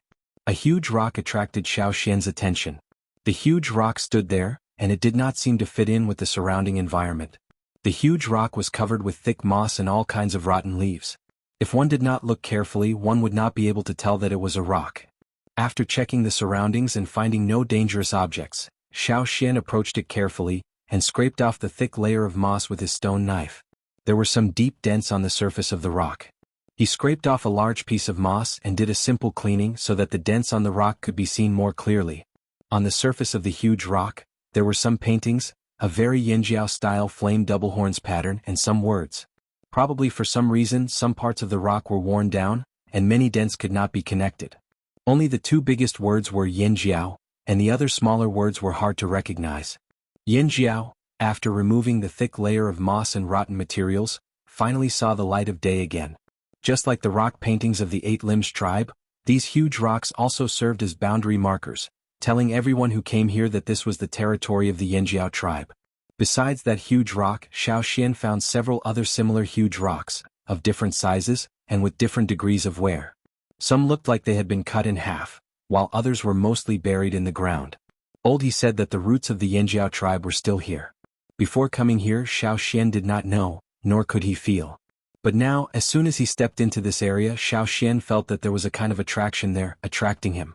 It was the first time that Xiao Xian came here, but he felt an inexplicable sense of familiarity. Xiao Xian understood that it was because of the fire seed in the totem. Following the attraction, Xiao Xian quickly approached that area, and in the process Xiao Xian also found a phenomenon. It seemed that the closer he got to the central area, the fewer ferocious beasts he saw. Perhaps, as he said, the roots of the Yinjiao tribe were still here. So, just like the fire seed deterred wild beasts and ferocious beasts, it also had a certain effect here, but it was not as obvious as the fire seed. Without more ferocious beasts to disturb him, Xiao Xian moved forward a little faster. The closer he went, the more traces of the tribe Xiao Xian could find. For example, houses, some towering stone pillars, etc. Because too many years had passed, some of them had lost their original shape, and with the change of the terrain they were seriously damaged. There were no people, and ferocious beasts rarely came here, so this place was almost covered by all kinds of plants. But compared to those in the forest, the plants here were a little better. They were not too luxuriant, at least they would not be completely covered by the plants. The collapsed houses had long become the habitat of plants and microorganisms. Xiao Xian had to scrape off a layer to see the real traces below. The wooden things had long decayed, leaving behind only some stone. In some places, the remains of some pottery could be dug out. Xiao Xian walked in this place, no longer scraping and digging. He just looked at this area that had been uninhabited for nearly 1,000 years. Some stone houses had collapsed on the ground, while others were half on the ground and half in the water. A stream flowed by, washing away the stones that looked like tiles. Without the tall trees to block it, the tall and thick stone pillar was very conspicuous. However, the stone pillar had been covered by green vines. Xiao Xian spent some effort to pull off all the vines, and he had to be careful not to damage the stone pillar. After the vines were pulled off, the carvings on the stone pillar were also revealed. Compared to the boundary steely-like boulders he had seen before, the carvings on this stone pillar were better preserved and clearer. There were patterns of the flaming horns, some written records, and some drawings that Xiao Xian could not understand. Was this used for sundials? Or for sacrifice? Probably for sundials? Xiao Xian thought that the sacrifice was usually near the fire pit, and the place where the fire pit was should be the place Xiao Xian was looking for. The sun gradually set, and the afterglow shone on the ruins, adding a sense of desolation to the history. Xiao Xian stood on the tall stone pillar and looked into the distance. Under the red sky in the distance, there were undulating mountains and woodlands. No matter how glorious it had been, now it was just a remnant of overgrown weeds. With a long sigh, Xiao Xian came down from the stone pillar and walked towards a place. There was nothing special about that place. It was slightly flat and there were some plants that were not tall growing on it. Little flowers were scattered among them. After walking around the place, he came to the center and stopped. Xiao Xian squatted down and put his hands on the ground. He felt that there seemed to be something moving and flowing below.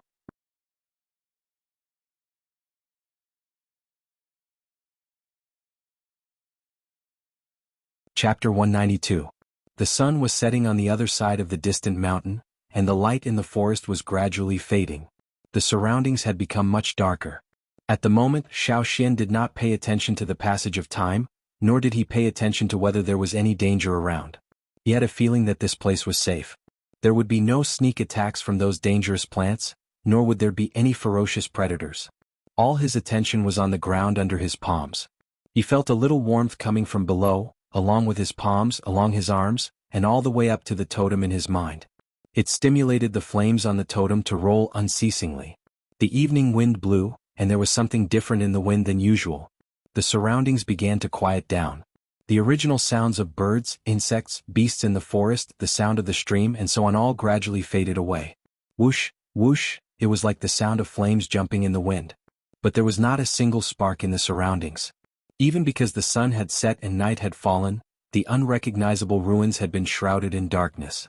Xiao Xian kept staring at his palms on the ground, not moving at all. He felt that the ground under his palms was getting warmer and warmer, as if something was spreading underground and was about to break out of the earth. A little flame seeped through the gaps between his fingers, especially conspicuous in the already dark night. Soon, more flames appeared under Xiao Xian's palms, and from the small spark at the beginning, they grew bigger and bigger. Xiao Xian's palms could not cover them. After the flames under his palms grew bigger, they divided into 6 branches and gradually spread in 6 directions. There were no rising flames, but like magma, they spread in each direction until they reached the forest, where Xiao Xian could not see. Withdrawing his hands and standing up, Xiao Xian looked at the 6 branches extending from the same point. Was this the root of the Yanjiao tribe that old He's ancestors had mentioned? Was the center point where the 6 branches converged where the original fire seed was? While thinking, Xiao Xian suddenly felt that something was wrong. He seemed to have fallen into an uncontrollable but special state again. Looking at the ground under his feet, which should have been full of flowers and soil, it had turned into stones. The size and placement of these stones were very familiar, as if he was standing in the fire pit of the Yanjiao tribe. Fire pit. Xiao Xian looked up at other places.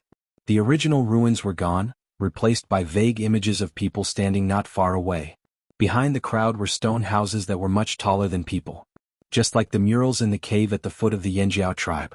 Compared with most tribal houses, these stone houses were much bigger, taller, and much more magnificent. There were also some carved stone statues of people and beasts, some of which were warriors killing ferocious beasts. Closer to the fire pit, there were some people standing in an arrangement similar to what Xiao Xian saw with his own eyes during the sacrificial ceremony in the tribe. There were also warriors performing the sacrificial dance, and there were also the erected pillars and offerings. The difference was that there were 6 people standing closer to the fire pit. Xiao Xian could not see their specific appearances, only vague figures. Their decorations were more gorgeous than the warriors performing the sacrificial dance, and the ornaments hanging from their heads and bodies were more complicated. A figure stepped into the fire pit and walked towards Xiao Xian. Xiao Xian knew that this person was not really for himself. This person's purpose should be the fire seed where he was. And this person should be one of the shamans of the Yanjiao tribe. These people could be called ancestors. If the people of the tribe on the other side of the river saw this scene, they would probably kneel down again. Xiao Xian stood there, quietly looking at the figures around him. The shaman walked to the fire seed and put down something, then stepped back out of the fire pit.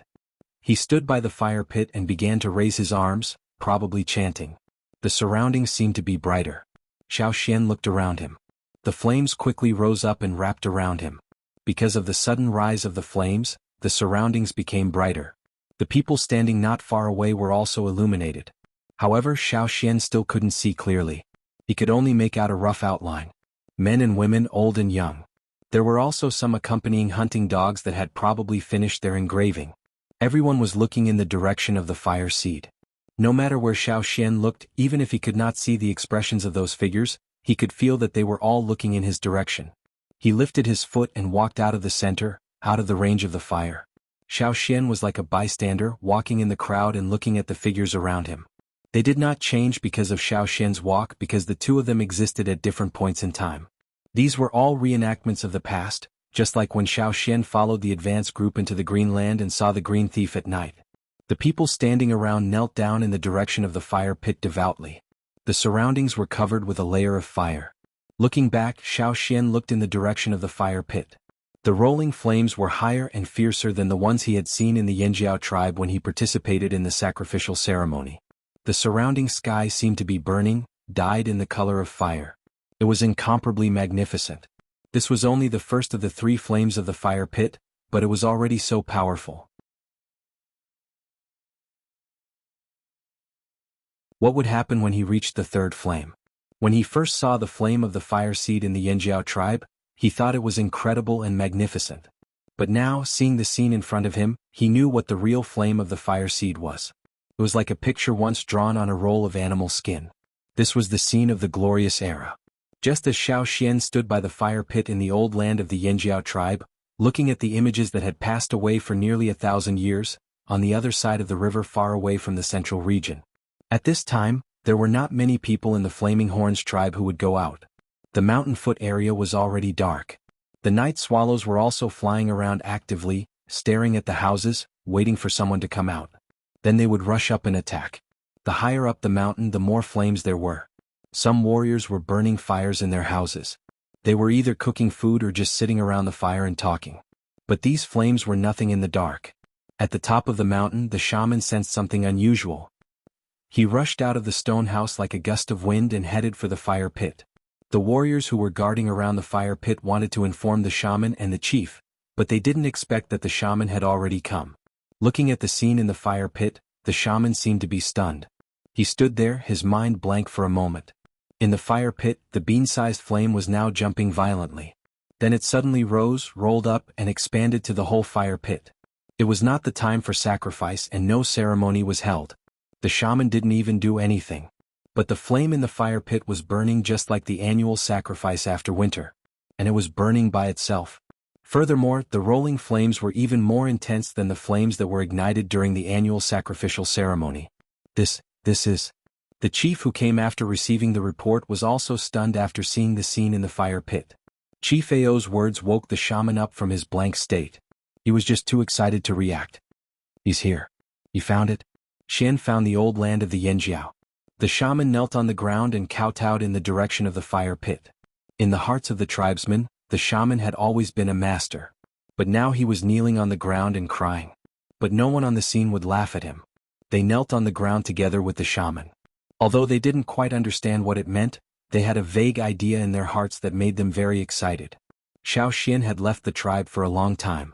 Since the end of the rainy season, now the winter was coming. No one knew whether Xiao Xian could cross the river safely, or what he would encounter after crossing the river safely. After all, he was just a young warrior.